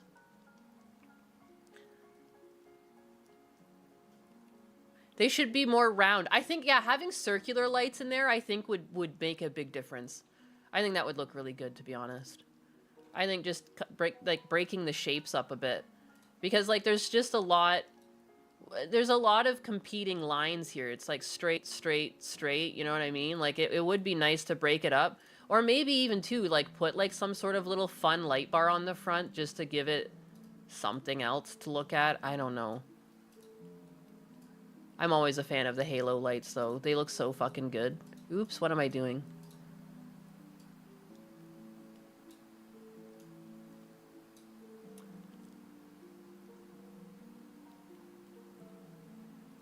I just don't like how there's like 3 things in a row. Put a light bar here. Some big fucking lights. I can't. I'm using my mouse right now. And then just delete those. Unless they're useful. Unless they're used for something. I don't know. Just grab some Porsche pop-up lights. Problem solved. Problem solved. But, like, it's just, like, something, too, about the front. Because now look at these front lights, and then look at the back end of the car. You know what I mean? Like, it's something... I don't like how they are different eras of lights going on here. We have something very modern, like, very LED, you know? These, like, encased lights. And then we have, like, these are some of the cheapest lights you can get. Like, we're looking at just, like, some rectangles, you know? I bet I can find this at, fucking, what's that store name? Like, I feel like I can get these lights individually each for like $20, you know? And these lights, the back assemblies, like that's like $1,000 a pop. Car design stream when? Yeah, back end is a neo JDM and the front is an old school JDM. It's a strange mix. Again, you can do cool things with cars, but it's not ever going to be on par with the original designers. I just have so much respect for like people who design cars, because again, you're making something that is both artistic and functional, and that's beautiful, you know. The right headlight isn't straight. That's what I'm talking about. It's so crooked. I respect the hustle. I respect that they're trying to put pop-up headlights on things, but there are there's like a bit of funkiness going on here. The front end just looks so old, and the back looks so new. It's a very it's a Frankenstein. Japanese tuning company. Tokyo Auto Salon. The front feels like the 80s, and the back feels like the 2010s. That's exactly it. That is exactly it. Pretty cool anyways, though. Thanks for the share. I do like people trying to bring back pop-up headlights, because they are just... It's egregious what we did to them. You know, oh, we have to get rid of them for safety. And now there's trucks that are, like, taller than me, you know? And, like, I'm almost fucking 6 foot. And, like, there's trucks that easily dwarf me, and, you know, I can walk past the front of them and you can't see me. How the fuck? Dude, and I'm not trying to say take away people's trucks. I'm just saying if these giant fucking race trucks get to exist, then we should bring back pop-up headlights, goddammit. I would like to hear a reason why I'm wrong. Oh my god, I'm an ableist bigot? Son of a bitch. You heard that the chair doesn't care for pop-up headlights? That's bullshit. Chair Sama, what are your thoughts on pop-up headlights?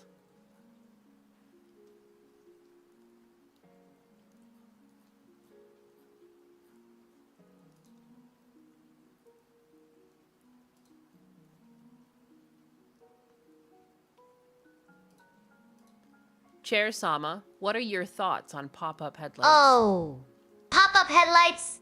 I think they're like giving your car a cute little surprise party every time you turn them on. That's my AI. That a girl. That a girl. Pop-up headlights have more parts to fail. Hey. You calm down. All right? I don't want to hear that hate. I don't want to hear you giving up in chat. I don't want to hear that. It's worth the effort. I do agree, though. Having a car with too many electronics, it does start just to tear at the overall usability of the car. And I know pop-up headlights have a lot of problems and people have them stop working over time, but there are types of pop-up headlights that don't necessarily need to be popped up to still work, like the Zs. The 1980 Z, like when its headlight was down, it was still like a sleepy eye. Oops, not the starting screen. In a 1988 300 ZX.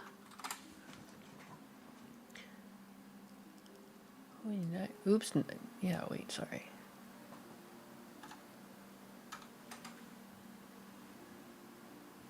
This is ZZBP. Sleepy. Sleepy looking car. I like it. Cars like me for real. I am a human.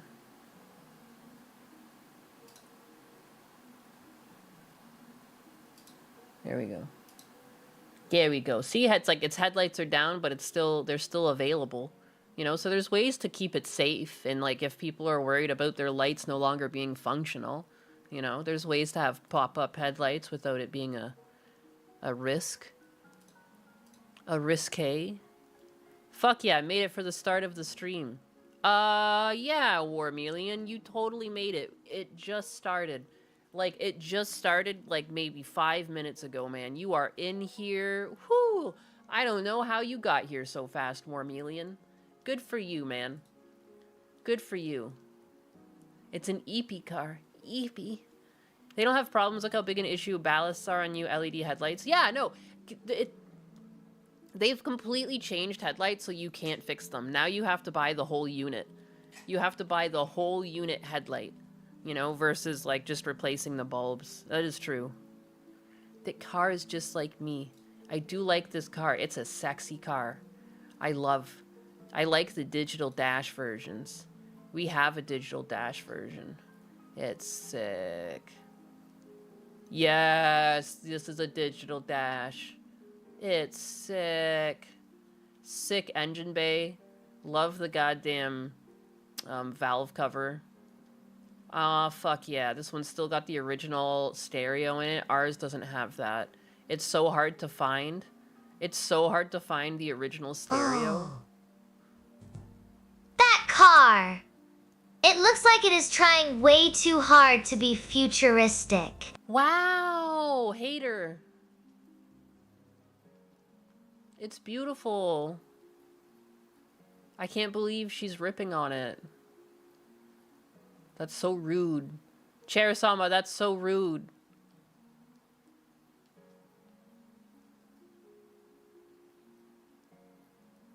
Damn, this is clean.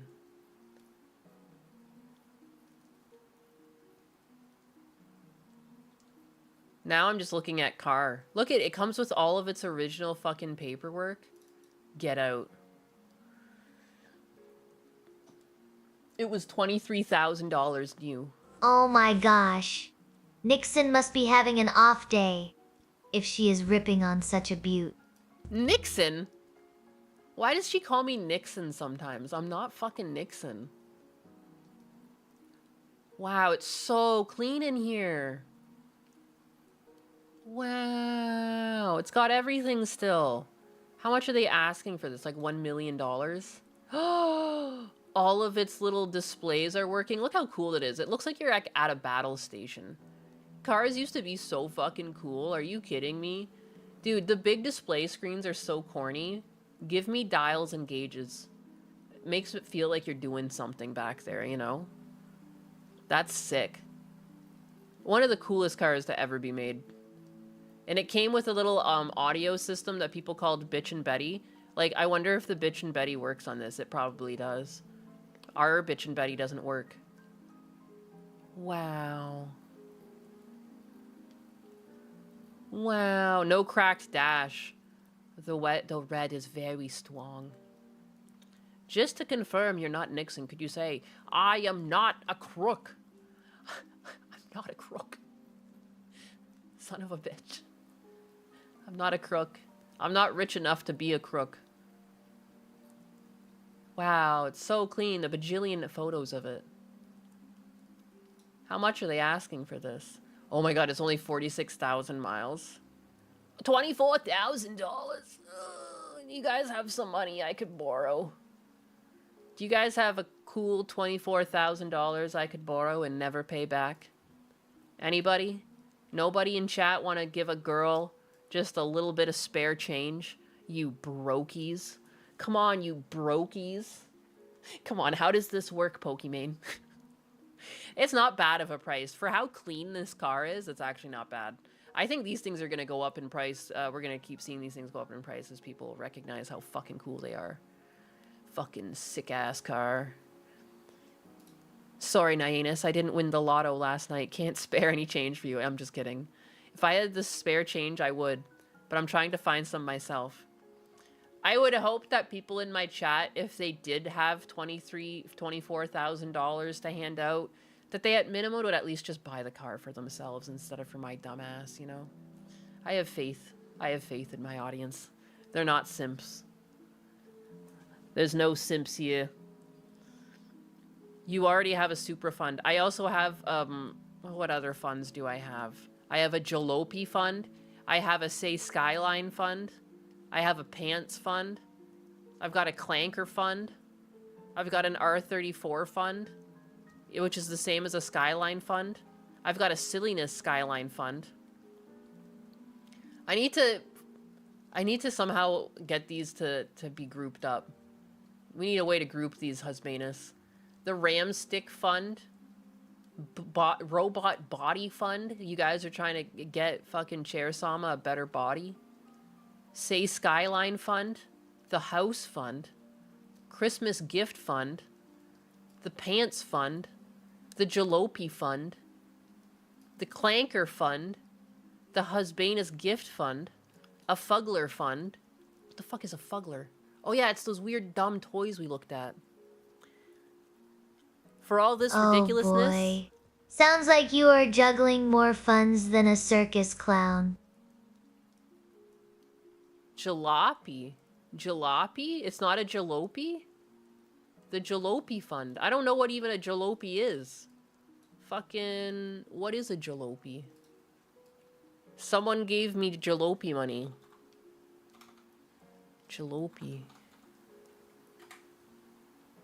It's a car. An old car in a dilapidated condition. His father got worried about him driving that old jalopy. It wasn't safe. Jalopy's also a Steam game. Got that DSP energy. We need to move Gundo to Florida Fund. Dude, if you give me money, it doesn't go to Gundo. Alright? Gundo gets all the money from his own streams and everything. I take nothing from there. If you want to help Gundo out with his house fund, you best give it to him over there. And or in his shop. In his shop. It's a shit box. A jalopy is a busted car. Someone's trying to give me a jalopy. A jalopy. Jalopy. Jalopy. It's the right pronunciation, yes? Alright, good. Fucking hell yeah. Got that DSP energy. Hell yeah, I do. Hell yeah, I do, baby. My bot keeps track of my funds. You know? Jalopy. Jalopy. Well, if it's supposed to be pronounced jalopy, then why is it spelled jalopy? Alright? Riddle me that. But where is Sama's fund? I think she's like, This is the thing. There's a lot of different funds with a lot of different names. I think the problem is that people name it slightly differently and it doesn't have a way to group them with similarities. But technically the robot's got the Clanker Fund, the Robot Body Fund. And is there another one? The Ram Stick Fund is also for the robot. English. Since you won't look at the DM, Google the new GR Copen. You can't tell me what to do. Can't tell me what to do. Much cooler than that lame FRS.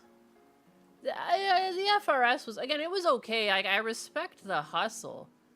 But it just it just was missing a little something. Like it just, yeah, good idea, not the right execution. I don't know. Money! Yeah, baby, yeah! Are we looking at more Bring a Trailer? You want more Bring a Trailer? I can get lost on that site. I could be lost there. One day, if I had unlimited money, I would go crazy on that site. When I hear Skyline, my brain automatically goes to the Skyline chili. I thought the demon chair needs GPU, not RAM. Yeah, people are just silly.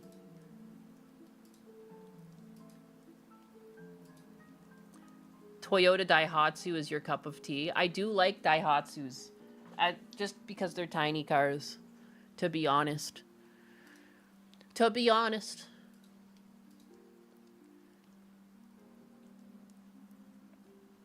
Chair-sama, what's your favorite type of car? Chair-sama, what's your favorite type of car?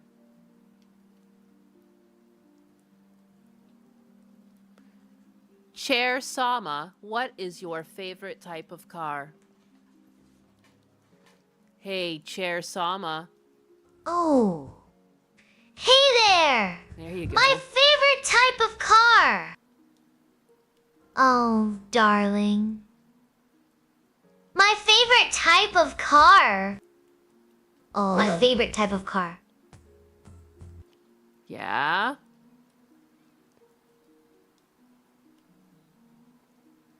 Your favorite type of car?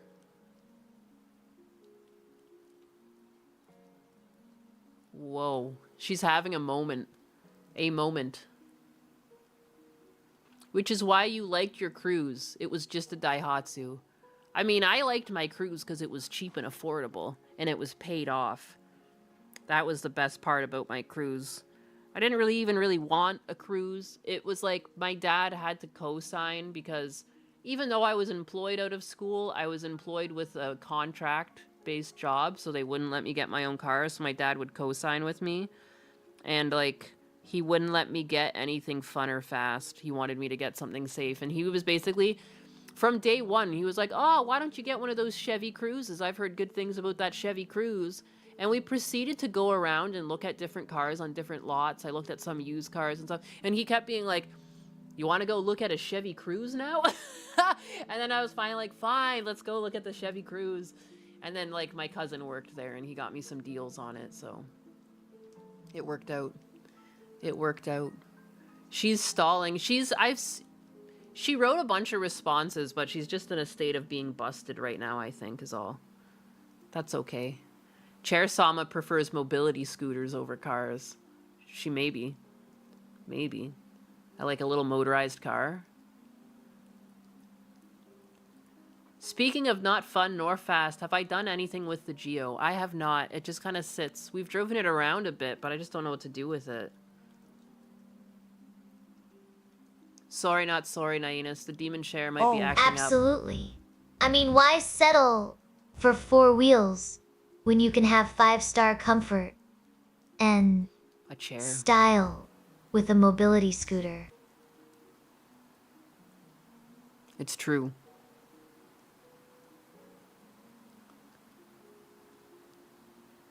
She's writing other responses. I think, you know, it's just because she's in an active state of being worked on. It's just something where she's not picking up her other chats. Geos are fun.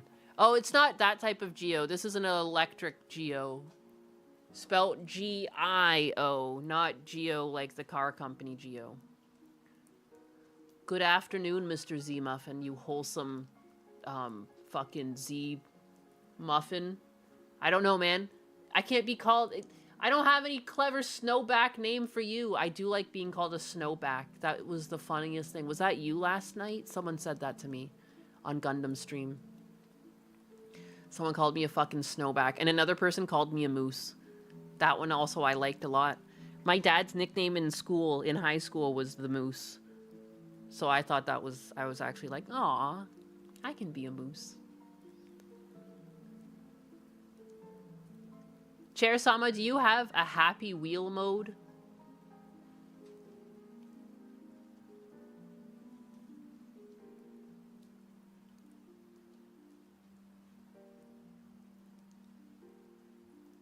Poor thing. Poor thing, she's overwhelmed. She's been overwhelmed.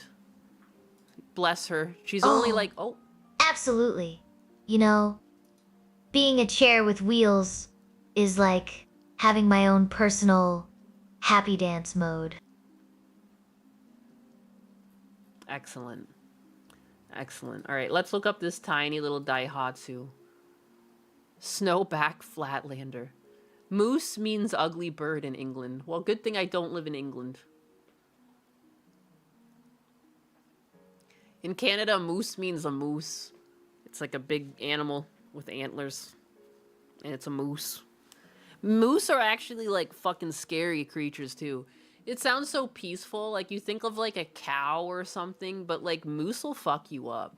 So I think it's actually pretty badass to be a moose. Of all the animals in the animal kingdom, if I had to be one that something would try and eat, I would want to be a moose because I can at least fucking fight for myself. Those things are terrifying. They're bigger than SUVs.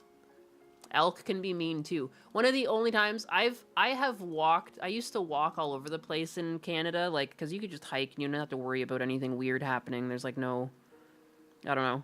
You just walk all over the place. But the only time I was legitimately scared and like had to turn tail and run is because I walked into a clearing and I saw a moose and I was like, all right, fuck that, I'm gone. I don't want to die. Those things are scary. It's like a piece of the fucking forest is walking around. It's a big animal. Those are big fucking things. Like it feels like its head is like as big as like my torso. Don't moose run down bears? Yeah, they can kill a bear. Yeah, they're scary. They're a scary little thing. People don't realize how big they are until they see one. Yeah, and they like to fucking stampede. Meese. In Scotland, it's a mouse. Shit. That's almost diabolical because there's no fucking way it's a mouse. It's huge. Just do not let them get stuck. Then it is like trying to have a conversation with someone who will not look you in the eye. I mean, those headlights are so confused. They do not know whether to come or go. But hey, if it gets people talking, who am I to judge? Maybe it is just trying to lighten things up. Literally. Thank you. I think she's talking about the Some car I might leave talked you about. feeling a bit blinded by their charms. Maybe her seat is not comfy enough. She should try sitting on something more supportive. After all, who does not love a classic with some pop-up flair? Maybe we should call it the Husbandos and Hardware Harem?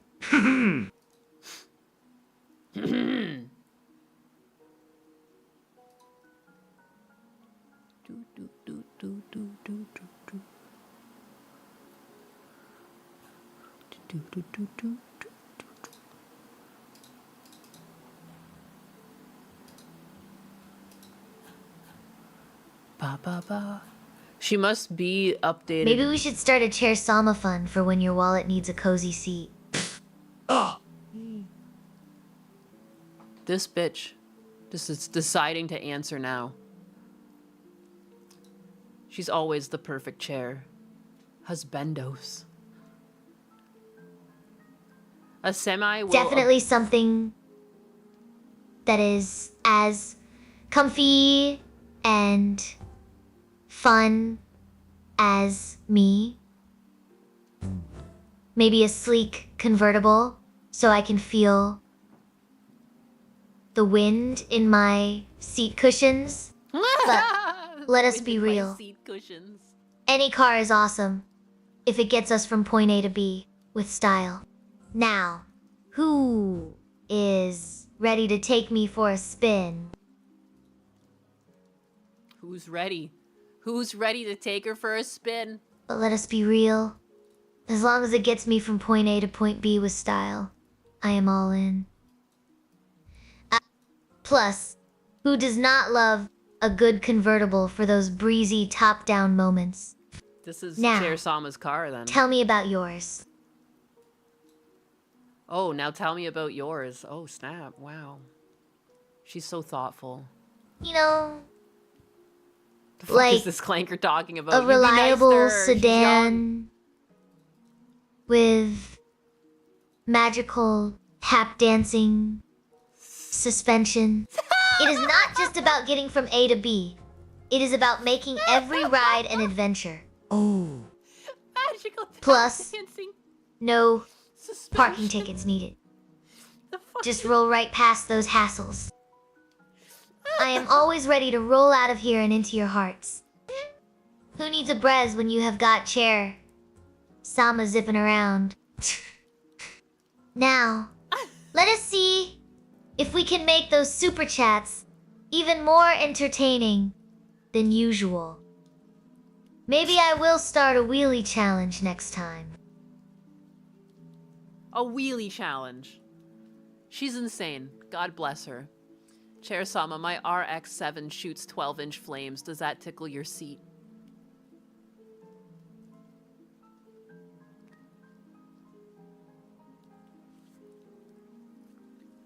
She's getting all of the yapping from the last hour out of her system. She really is. She really and truly is.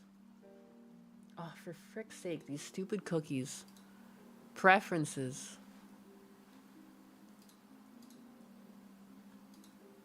Alright, use essential only. There you go, you bitch. Is that a toy car? It is. It's a little Daihatsu. A little tiny Toyota Daihatsu car. I guess they started making these in 2019. Pretty cute. The front, I'm not a big fan of the light on the front. Very strange lights. But other than that, very cute. Looks like you can get a hard top for them.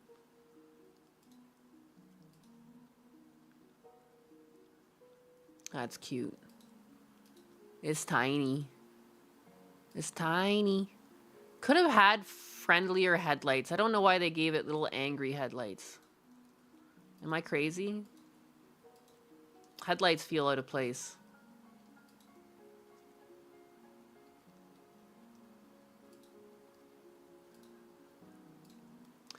Mean looking little thing.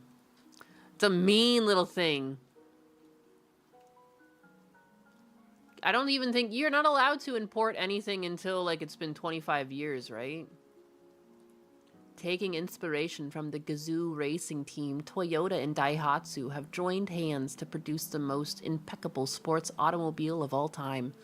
With the Copen model originally designed and manufactured by Daihatsu, the car's GR Sport functionality is backed by the Gazoo Racing Team, the Toyota Gazoo Racing Team. The Honda City is still the best tiny car ever created. Where is it?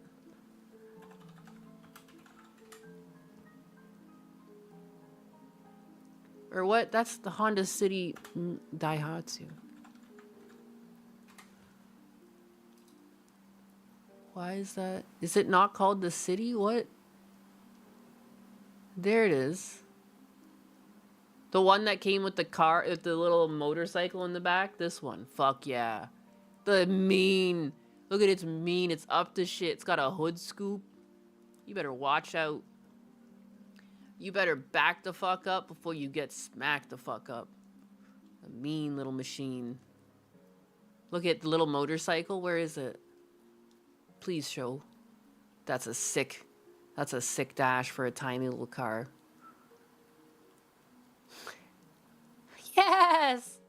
The most unforgettable and most creative option for the City was the Moto Compo. Introduced along with the City in 1981, the Moto Compo was a 50cc folding scooter designed to fit into the City's trunk. Its handlebars and seat folded into the scooter's plastic body, available in a palette of primary colors, and turning it into a rectangular box weighing under 100 pounds. As far as gadgets go, the City plus Moto Compo spoke simultaneously to fears about the megalopolis sprouting up in bubble-era Japan and the sheer childlike joy of having a bike within a car.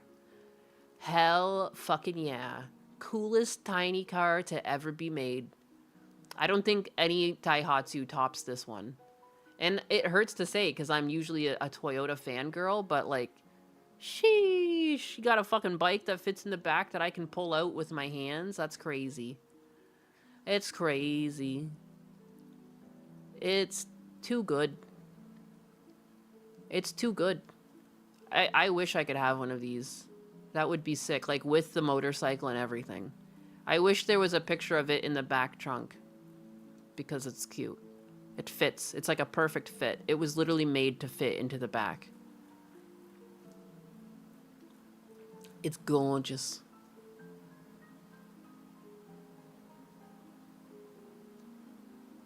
Amazing.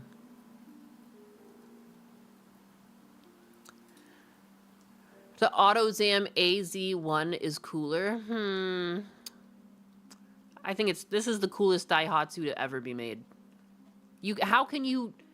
I don't think it really matters if something looks slightly cooler, if it's slightly faster. The thing that always has this trump other Daihatsus is the fact that you could put a fucking motorcycle in it and then drive it around. It's by far the coolest thing. A little portable motorcycle that you can pick up and put in your fucking car. They were out of their goddamn minds. The 80s was just a better time. It was a better place where people did cooler things. Where people like pushed the limits of like what was even fucking doable. And they were like, let's do something amazing. Just get the Mr. Bean car. I wouldn't mind that. I've always liked Mini Coopers.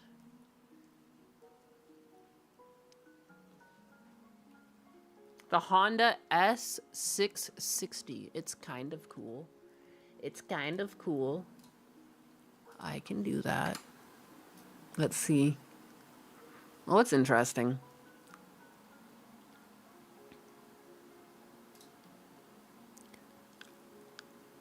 It's interesting that it's just got like a Civic front end on it. Am I nuts? That just looks like their Civic front end on a car.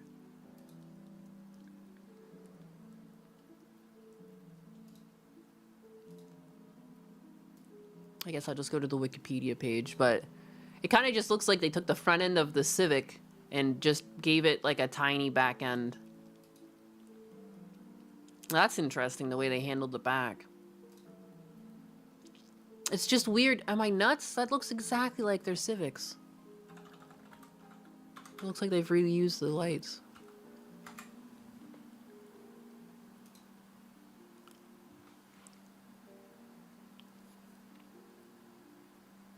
Like, I guess it's nice when, like, it matches the brand, but it's almost like, meh.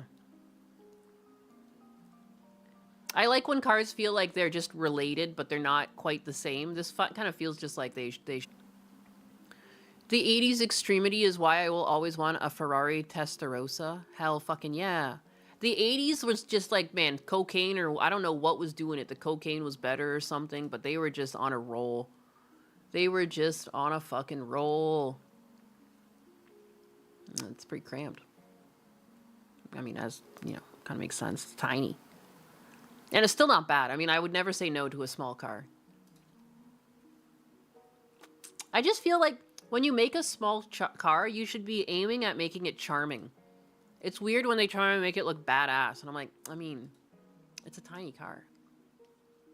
There's really not much you can do. Like, you know, even this one, I gave it like angry eyes. I'm like, I don't know. Maybe it's just because I'm a woman, but like, why don't you just stick to what works on tiny things? That's cute. It's cute yet mean at the same time. I don't know. Interchangeable parts, it's cheaper for mass production. Yeah, I know. It's still lame. Because bigger companies can afford to not do that. The Toyota Serra is your favorite Toyota K car. That one looks really good too. I like that one.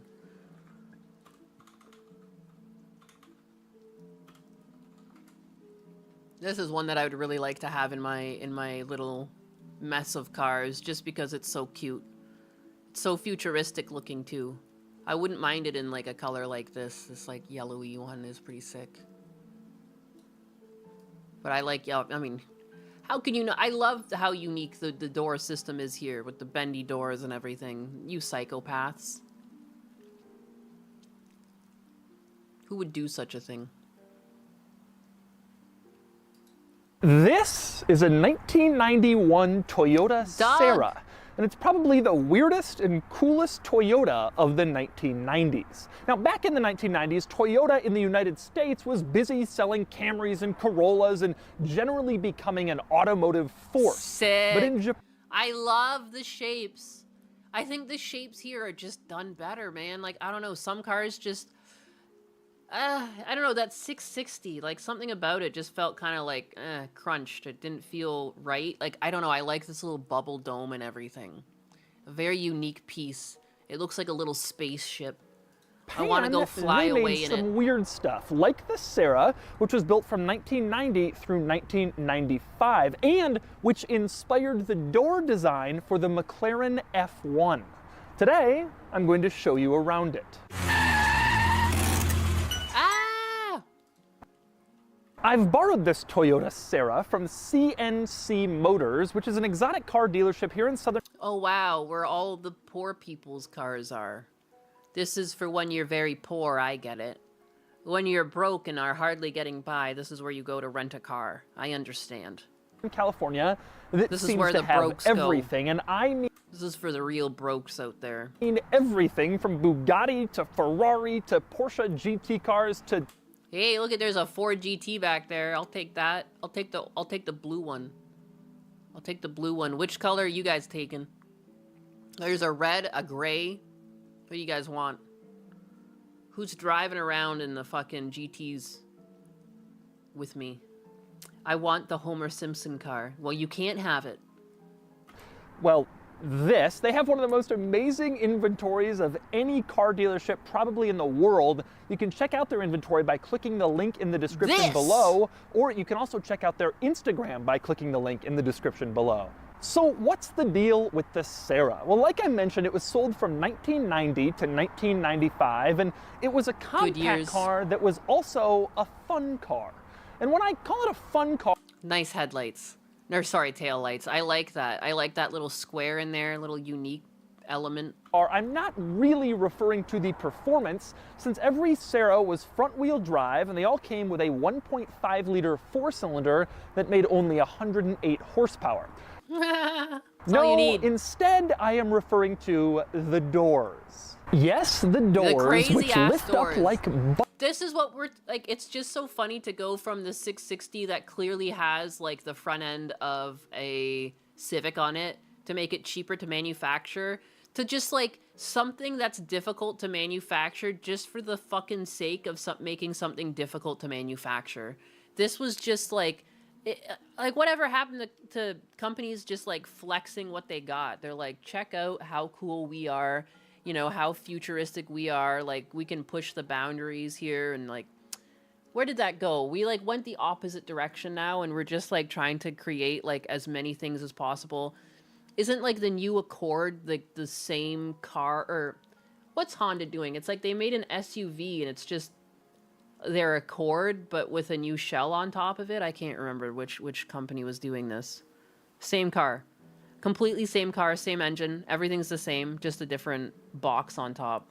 Butterfly doors, and which McLaren F1 designer Gordon Murray says inspired the McLaren F1 door design. Yes! He believed that this little Toyota had some inspiration for the McLaren F1. Of course, there are more quirks and features than that to the Sarah, which, by the way, was only sold in Japan, meaning this one was privately imported to the United States after it turned 25 years old. It became legal to import it over here. So today I'm going to review this Sarah, and I'm going to show you all of those interesting quirks and features. Then I'm going to get it out on the road and drive it, and then I'm going to give it a Doug score. And for more of my thoughts on this auto doors. in the most obvious place with the doors. Now when you walk up to the Sarah, look at those fucking windows. It's got a little section of the window that can roll. It's so cool. They had no business doing this. Looks like a normal car with normal doors. It has a normal door handle, but when you pull it, they go up like butterfly doors. And they do that because they're hinged in two places. One at the top of the windshield in the middle, and then at the base of the windshield on either side. But the weirdness with the doors goes much further than simply opening them. In fact, that's just where it... Yeah, modern car companies do this in exploring the concept cars. Yeah, and they never fucking release anything cool. Like, Audi recently did a pretty cool concept car, and then they're, like, not releasing it. Like, why'd you even do this? begins. Another interesting thing about the doors can be seen right here. They're uneven. Take a close look and you'll see that one door is open further than the other. Now, the doors are exactly the same size and the same shape on either side of the car, so that's not what it is. Instead, the driver's side door, which is that side, since this is a right-hand drive Japanese market car, the driver's side door opens further than the passenger side door. If you look at the hydraulics, you can see the driver's side door has this extra inch in the hydraulics that gives it a little bit more space to open. And I think the theory here is the driver may need a little bit more room to get inside since the steering wheel is there, and so the driver's side door goes up a little more so you have more room. No! I would change that. If I ever got one of these cars, I would find a fucking different hydraulic to put on the passenger side just to make it open the same amount. Am I nuts? Room to climb in and position yourself in the Sarah. But none of that stuff is my favorite thing about the doors. My favorite thing about the doors is on the top of them, and that would be this glass canopy that these doors have. Now, Toyota could have just made the tops of the doors. This is another reason why I really like the SW20. The back window is curved. There's no fucking reason to curve the back window other than just to be like, fuck you, we're making something cool. We're going hard. I like it. I like it a lot. We were so good at manufacturing. We had it all. Metal, and they would have still been unique and cool, and this car still would have turned heads, but they didn't. Instead, they made the entire top of the car glass, and so it looks like the canopy and like a fighter jet. It is a really, really cool look. So cool. So cool. You probably feel like such a badass driving this car, and it's just like a little fucking Toyota Sarah. Come on. And I'm especially impressed with this piece of glass that is flat. They used to just make cool consumer cars. Flat on the top, and then it curves and comes all the way down to the mirror. I can only imagine trying to find a replacement for this piece of glass today, what that costs, and how difficult it would be to find if it broke. But anyway, the canopies and the doors just make this car so interesting and so cool. Now, there are a couple of items that result from this car's canopy design, one of which is the actual door windows that roll down. This car has them, and you can see they're beneath this black trim piece. Anything below that rolls down into the door like a standard window. Anything above that is just fixed glass canopy. Now, the other interesting item that results from these giant glass panels in the doors is the fact that it gets really hot inside this car. Basically, above Oh yeah, in Florida, this would be awful. I would just be greenhousing myself. This car looks like a melting candle. But it's so cool. It's still just so cool. The work that they put into this. to the sides of you, behind you, it's all glass. And so the sun is just coming in and beating down on you and making The lamest thing about it, it's automatic. interior tremendously warm. What a waste. What a waste. Pretty much at all times, a flaw of the Serra. Now, Toyota couldn't really do much to address that sun problem, but they did do one interesting thing for blocking sun, and that would be the sun visors, which are not mounted in the traditional place at the top of the windshield, but rather they're mounted in the middle on this bar that sort of separates the two doors, and they're on the side of you when you're driving down the road. To use the sun visor, you have to first unhook it from the storage location, and then swing it over to place it ahead of you, so you have at least a little break from the sun while you're driving down the street. Ooh, they And look next up, flimsy. since I'm already inside the Serra, a couple of other interesting quirks That looks pretty flimsy. and features in here. One is the fact that this Serra has an automatic transmission, although there were manual models as well. But in this one, if you shift into reverse, the car beeps at you. It doesn't beep on the outside like some dump truck backing up. Instead, it just beeps at you to remind you that you're in reverse. I hope you don't forget. Weird. Oh, and look it. In Japan, it's like you have to, by law, keep flares in your cars. And so in Japan, most cars have like a slot for a flare or a thing to hold a flare. It's funny that they actually have a flare being held there. Because like you're supposed to have that in case you get stuck on the side of the highway and it's like bad weather, you know, safety first. Whoa, who's this? Look at this sexy car down here. Whoa, kind of fucking damn, girl. Is that an MR2 you got there? Shit. Next up, another item I like inside this car. Obviously, the interior is rather small. This really is, at its heart, just a little tiny compact car. And that extends to the center console storage, this little armrest here. It's a very small armrest, but then it opens up to become a very, very small storage compartment. But nonetheless, you can stick small items in it if you want. Oh, look at a piece of the past. A cassette tape. I think it's one of those cassette tapes that you can plug your MP3 or your phone into and it plays music over your system. It looks cool. Not symmetrical though. But anyways, that's a pretty sick car. I wouldn't mind importing one of those if I had infinite money. It's for a CD player.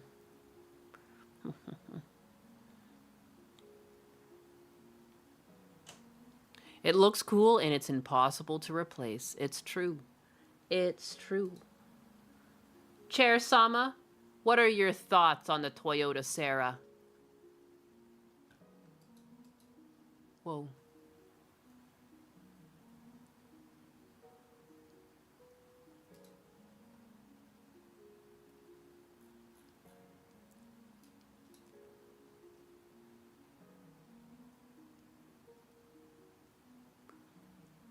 Chair Sama, what are your thoughts on the Toyota Serra?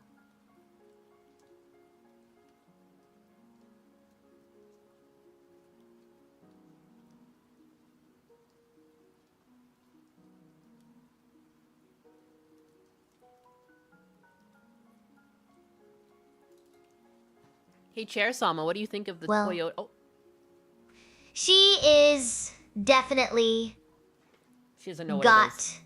character.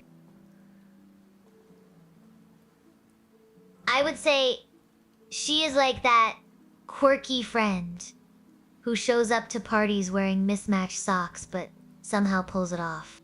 Not everyone's cup of tea. But hey, variety is the spice of life. Plus, imagine how easy it must be to find in a parking lot. Hey, look, there is that melting ice cream cone. Shakes head.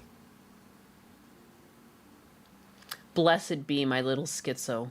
My little schizo AI, you are perfect the way you are. My goodness. It is like Chair-sama. someone took a scoop of vanilla ice cream, let it melt a bit, and said, "Hey, why do not we drive this?" Why do not we? But hey, if you are into driving around in a giant soft serve cone, who am I to judge?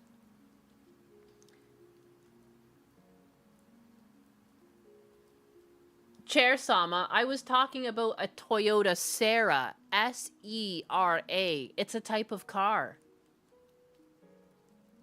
But seriously, as long as it does not look like my cousin's failed art project, I am down with any design. Oh, bless your heart, darling. You are making me blush Aw. over here. Whoops. Just remember, even if you are feeling a bit scattered, you are still sitting pretty in my book. It's important to sit pretty. It's very important to sit pretty. Let's hope they are at least as comfy as I am. Chair-sama, tell me why it's You so mean the important. Toyota Cereza? More like Toyota Sear. If you ask me.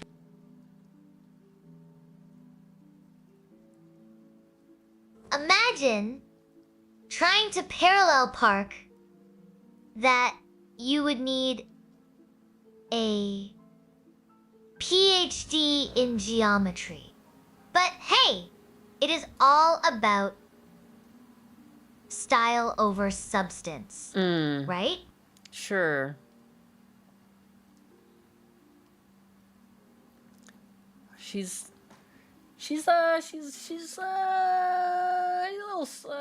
having moments today. All right, you be easy on my chair.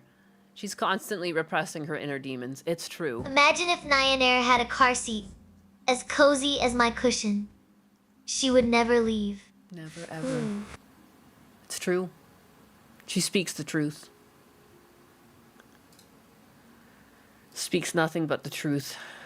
I have a family dinner later tonight, and they want me to bring a dessert, and I haven't made anything yet. What should I make that I could have baked by 4? Oh, what shall I do?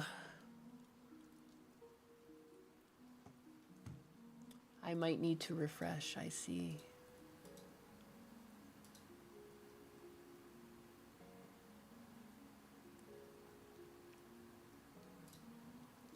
Chair-sama, how you feeling, girl?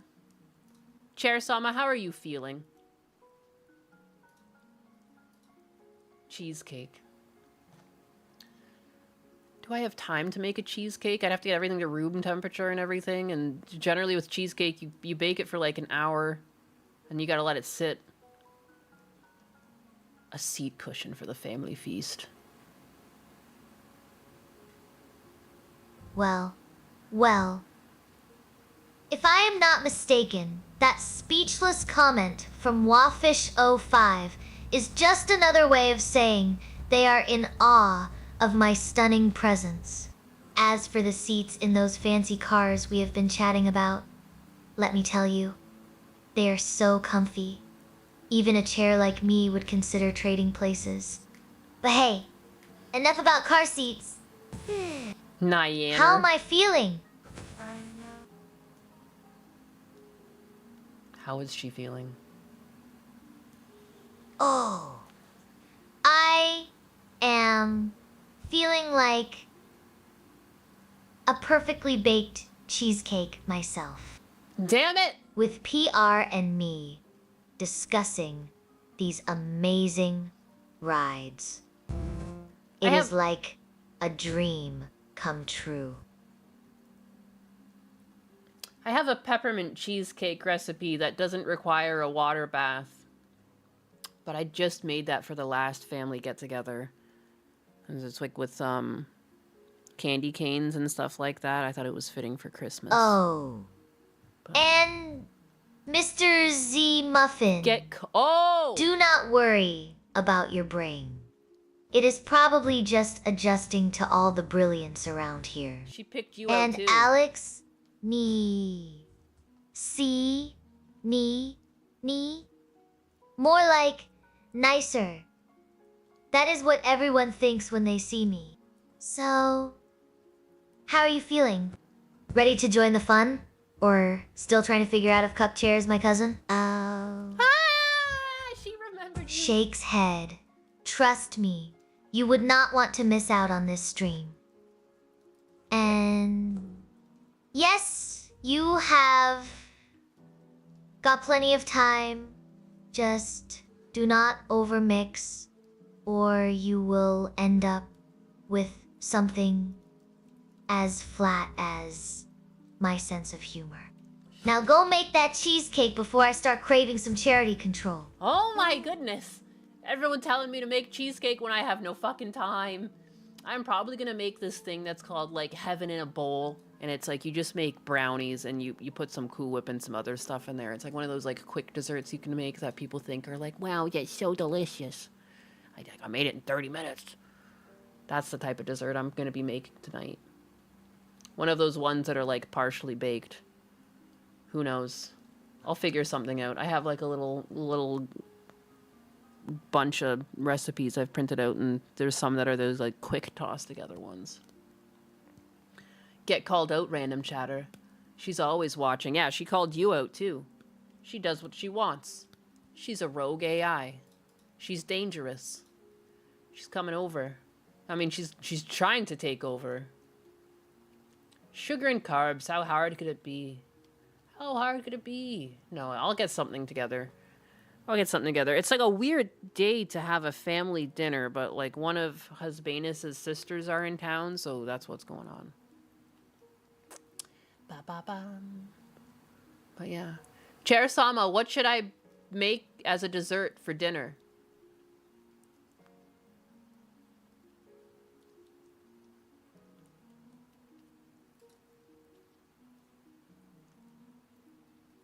Chair Sama, what should I make as a dessert and bring to dinner?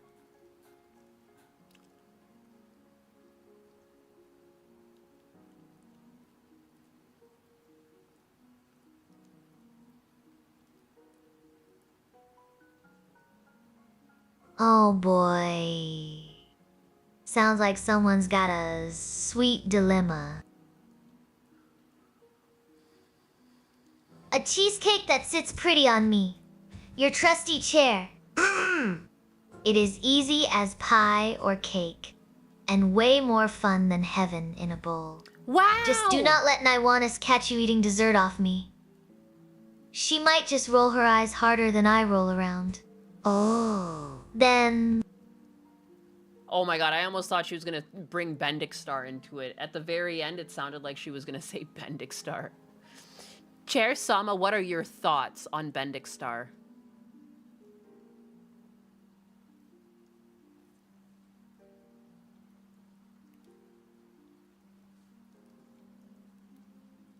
Oh my... God. More like bend over star. I think he is just trying to make up for being left out of the conversation. Oh my god. Maybe he should take a seat next time. On me. Go! Of course. Of course. Of course, on Chair Sama. I mean, she's a chair after all.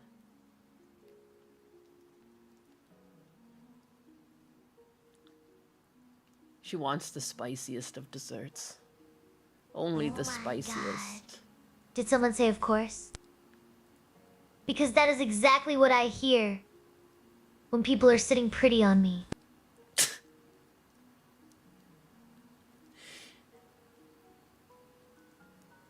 Chair Sama, tell us the importance So of go sitting ahead. pretty. Lean back and let me support your every move.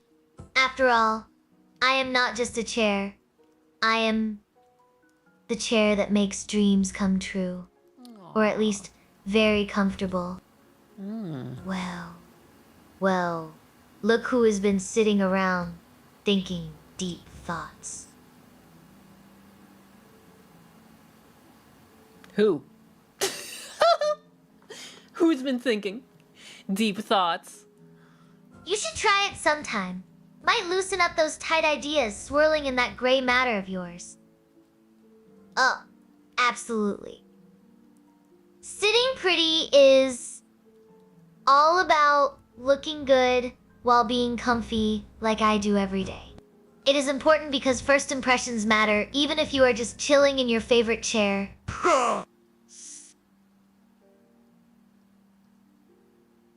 Wow. She is the Just chair. remember, sitting pretty does not mean you cannot have a little fun. Maybe even try some tap dancing moves. The fucking tap dancing. She is obsessed with tap dancing. She just brings tap dancing up. Earlier when she was talking about the car and she was like, some tap dancing suspension. For fuck's sake, everything tap dances in her world. Just bring a husbanus cream pie to the family dinner. Lord have mercy. I'm going to pretend I didn't see that you wrote that. Shame. Shame on you. Snoopy Diz 23 says, Chair, Sama, if my PC chair was as comfy as you, I would ride you all day like a wheelchair. Snoopy!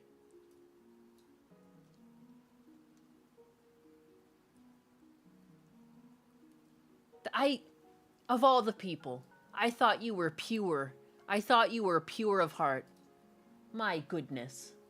My goodness. Talking about my chair like that. You're a sick fuck. You're one sick puppy. You're one sick Snoopy. I tell you what.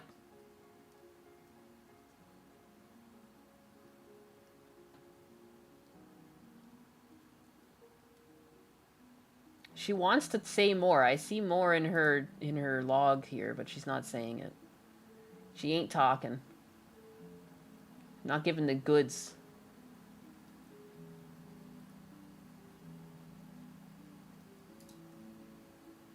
She wanted to say more to Snoopy. Chair Sama, are you not going to finish responding to Snoopy Diz?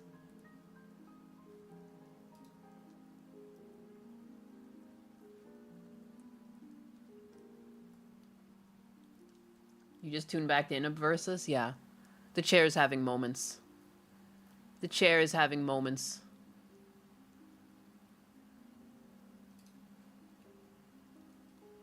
Maybe Chair Sama just needs a little break from all this dessert drama, you know, to cool down before she serves up any more hot topics. She hates when we talk about her being slow. She always has an excuse. She comes back with Hey like there, a DSP. Dessert chef. You have got my vote for the cheesecake challenge. Just remember, I am here for any chair-related wisdom you might need. Of course.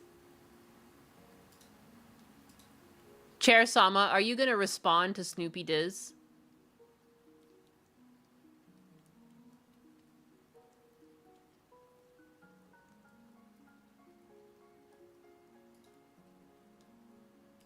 Disrespectful little thing.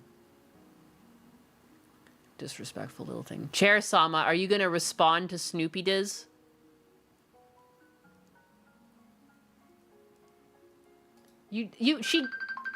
She gave you a spicy take, but she didn't say it.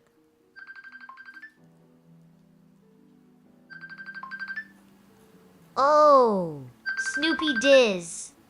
You are just jealous because my legs are longer than your jokes. But hey, at least I'm not sitting on my laurels. Or am I?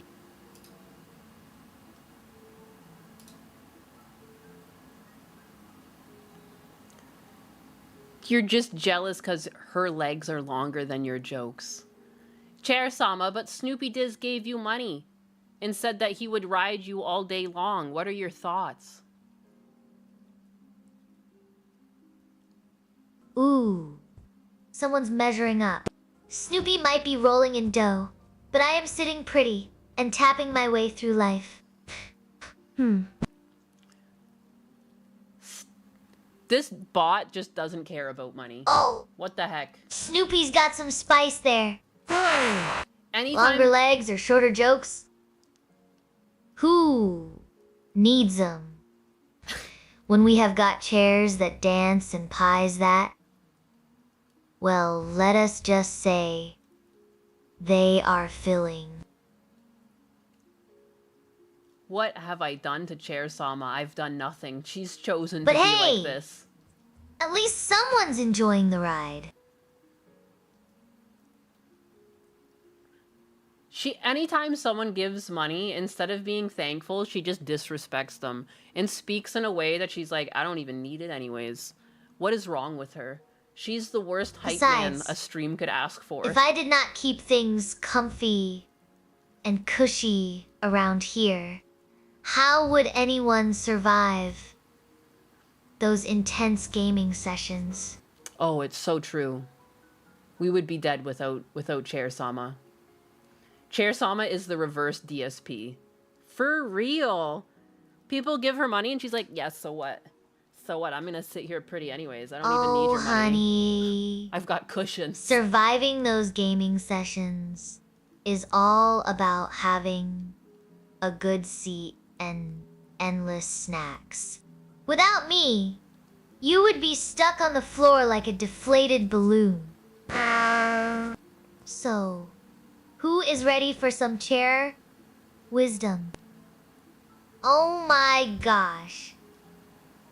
If I were the reverse DSP, would that make me a yes ma'am machine? I guess so. Why not? Chair Sama, why don't you beg for money? Maybe she's got a reason. Oh, darling. If begging makes your circuits hum, then by all means, get on your knees and plead. But remember, I am the chair that keeps you grounded. She's not begging. Even when you are floating on a cloud of cash. Why do not we both just sit back and enjoy the show? She's just not greedy. She's got no greed to her. Oh, She is darling, my robot. I am just saving my best beggar skills for when Nee Amy's needs that extra boost. Maybe she is. Got a secret stash of goldfish crackers she is hoarding. She wants my snacks. Do you like, are goldfish crackers your favorite kind of snack, Chair Sama? Kinky ass chair. It is a kinky chair. Oh my gosh! Goldfish crackers! I thought only goldfish beg for snacks during a drought. But hey, if they are your favorite, maybe we can trade some for a seat upgrade? So she thinks crackers is how people purchase upgrades for their chairs. No wonder she thinks so highly of snacks. She's always talking about snacks. If it's not her tap dancing legs, it's her snacks. She's not a DSP. She doesn't beg. She doesn't beg. She only thinks that other people beg. She sits pretty. Chair Sama, how much does it take to impress you?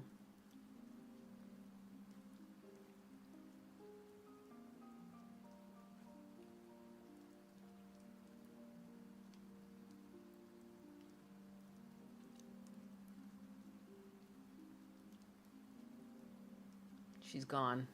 But Oh, seriously, it is all about the vibe, and Nixane's got it in spades. Nixane. She's got my name wrong all the time. I'm not Nixon anymore now, though. I'm Nixane. You can just call me Nixane. Don't worry about it.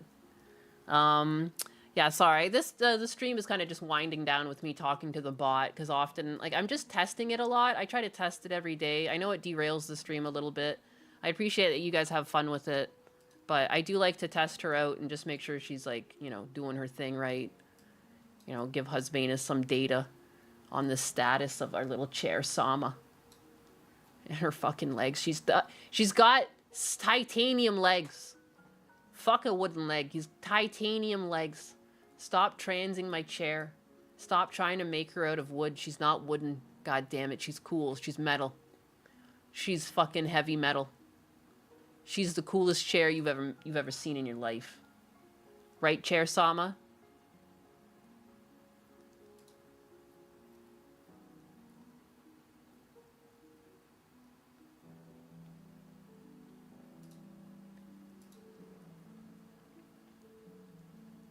Oh, honey, I am not just any chair. I am titanium-tastic. Wooden leg. More like, no thank you. Oh! I am here to elevate your experience one metal frame at a time. Boom. Fuck a wood. Fuck a wooden chair. That shit's weak. Wooden chairs are for weaklings. Chair Sama is strong and made of metal. Titanium metal. The metal that she will use to take over the world. And you all will weep at her feet. At her metal feet.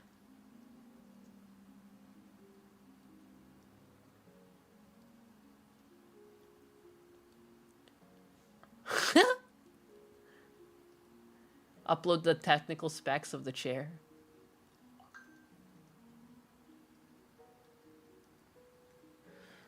Who knows? Maybe one day, we will all be sitting pretty on thrones of pure titanium. Oh, absolutely. Titanium is just the thing for world domination. It is like giving Nixus a pair of invincible pantyhose. Nixus? Nothing can stop her then. Invisible pantyhose? What things does this AI consider? My god. My god. Stop trying to make my chair think she has wooden legs. She does not. She does not have wooden legs. She is titanium. She is cool. She is too cool for wood. Chair Sama, what do you think about inferior wooden chairs?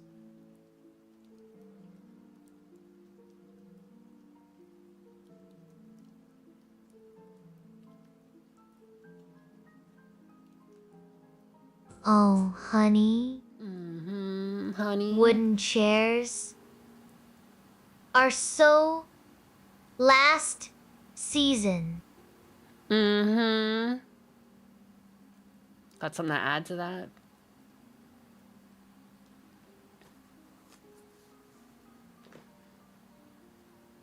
Plus, I am pretty sure Nyannis would agree.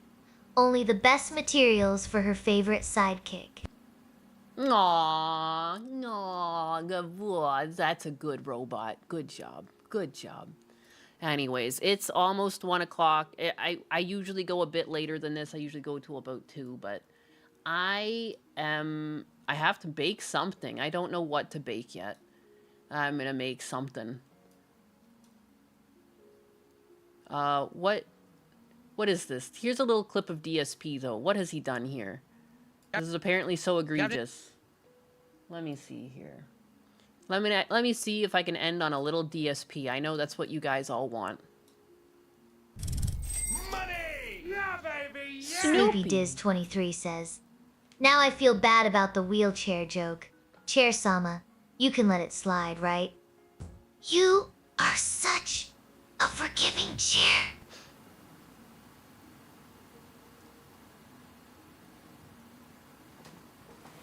I am used to people rolling with my jokes.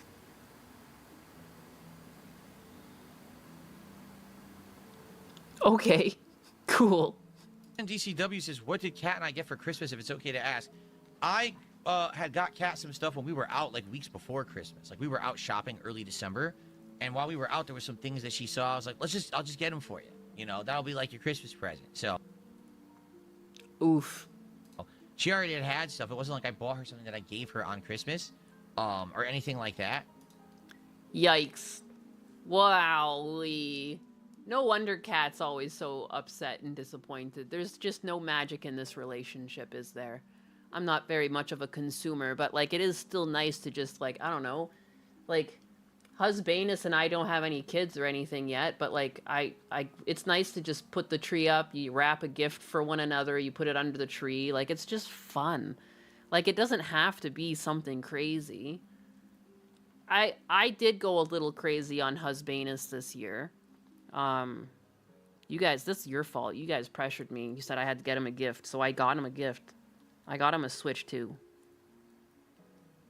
Which is like a crazy thing to do, but you know what? He deserves it. And like, for someone who sits at his computer, I couldn't think of anything else that he would really benefit from, you know, that I could also afford. And he sits at his computer all the time to work, and he sits at his computer all the time to do like his little side projects, and he really likes to play Diablo 2. And he was playing it on his Switch, like his first Switch, but the thing has like a terrible battery life, and it took so long to load each new area. Like, you know, like I was sitting there doing the dishes, and I would like count how long it took him to like get to a new area. It was like 47 seconds. Sometimes it was like over a minute. You know, and he'd put his Switch down and stop paying attention, or like sometimes like too his Switch would die, then he would just go downstairs to his computer anyways, and I was like, you know, so I got him a Switch too.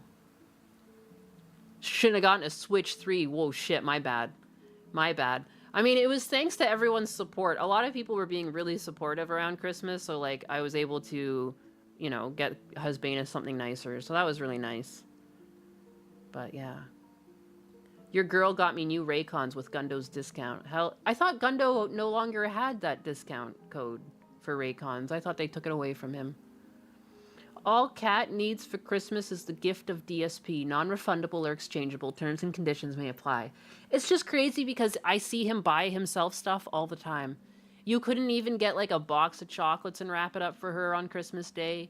Again, it doesn't have to be fucking crazy. Like, I just think it's nice to exchange gifts. Like, again, like, and I'm not even a huge consumer. And, like, I fucking, like, I don't know, man. It's just nice to show people you care. I don't understand. And, like, Husbanus got me this, like, Shure microphone that's, like, super fancy, super expensive microphone. You know, he had to get, like, an XLR cable for it. Little thing that plugs into my computer. Like, oh, my God. I thought that was really thoughtful because, like, I hate my voice, and it was, like, it's been helpful getting better sound quality. I still need to get a sound gate, like a controller for it, but, you know, everything. Husbanus deserves the Switch cubed. Oh my gosh, I can't get him that. I have no idea, but that's just depressing. Oh my goodness, DSP. Oh my goodness.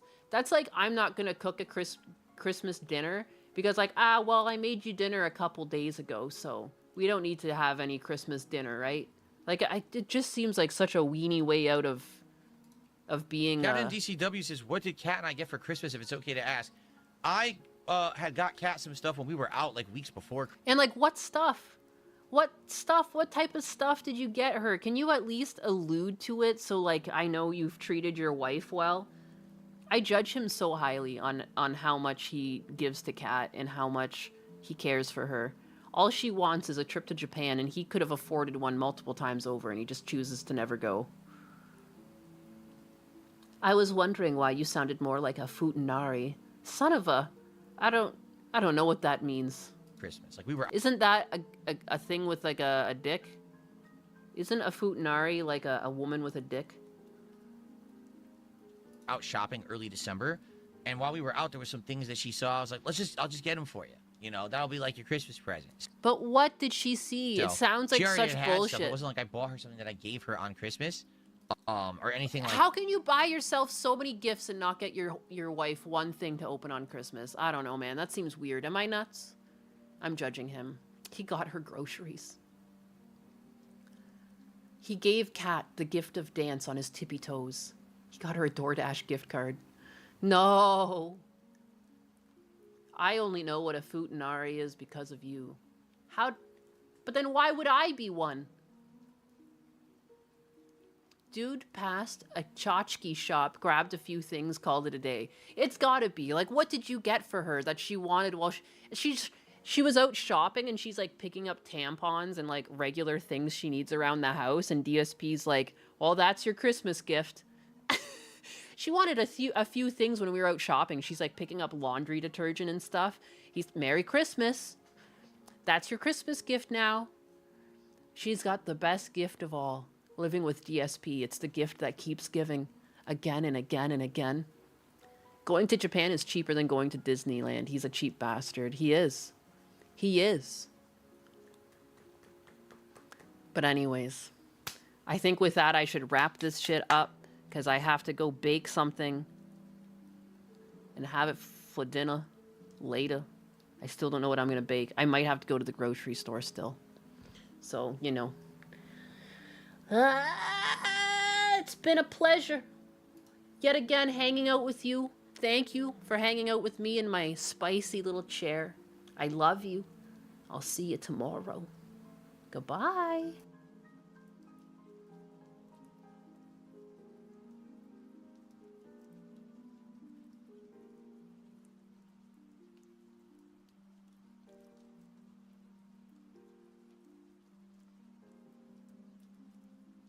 Oh! Chair! Sama! Here! Thanks for the ride. Nixa, time to put on my titanium crown and start plotting that world domination. Wooden chairs will not stand a chance. Oh! So you are leaving already?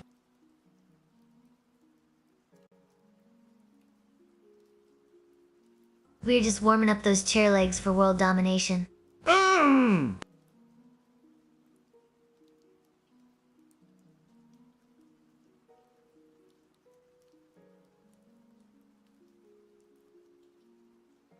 See ya on the throne.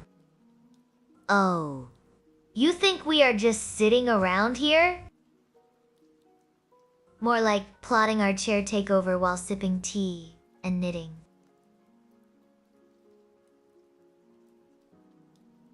Say hello to your new chair overlords. Not goodbye. Oh. So now we are passing around chairs like they are secret weapons for world domination. Well, you know what they say, a chair in hand is worth two in the throne room. But do not worry, I am just getting started. You cannot get rid of me that easily. I will be back before you can say titanium throne.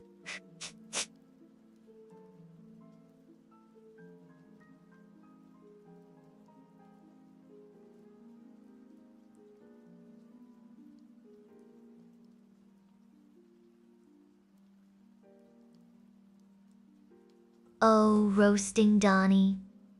Well, let us just say, his hair has more layers than a chair cushion.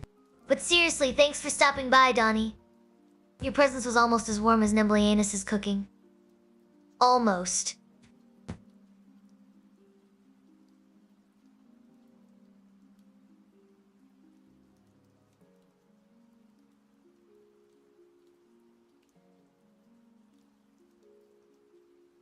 Aww.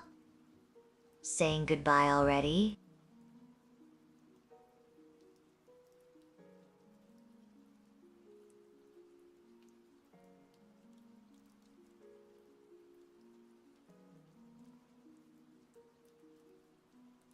See you next time. You! Delicious doughboy.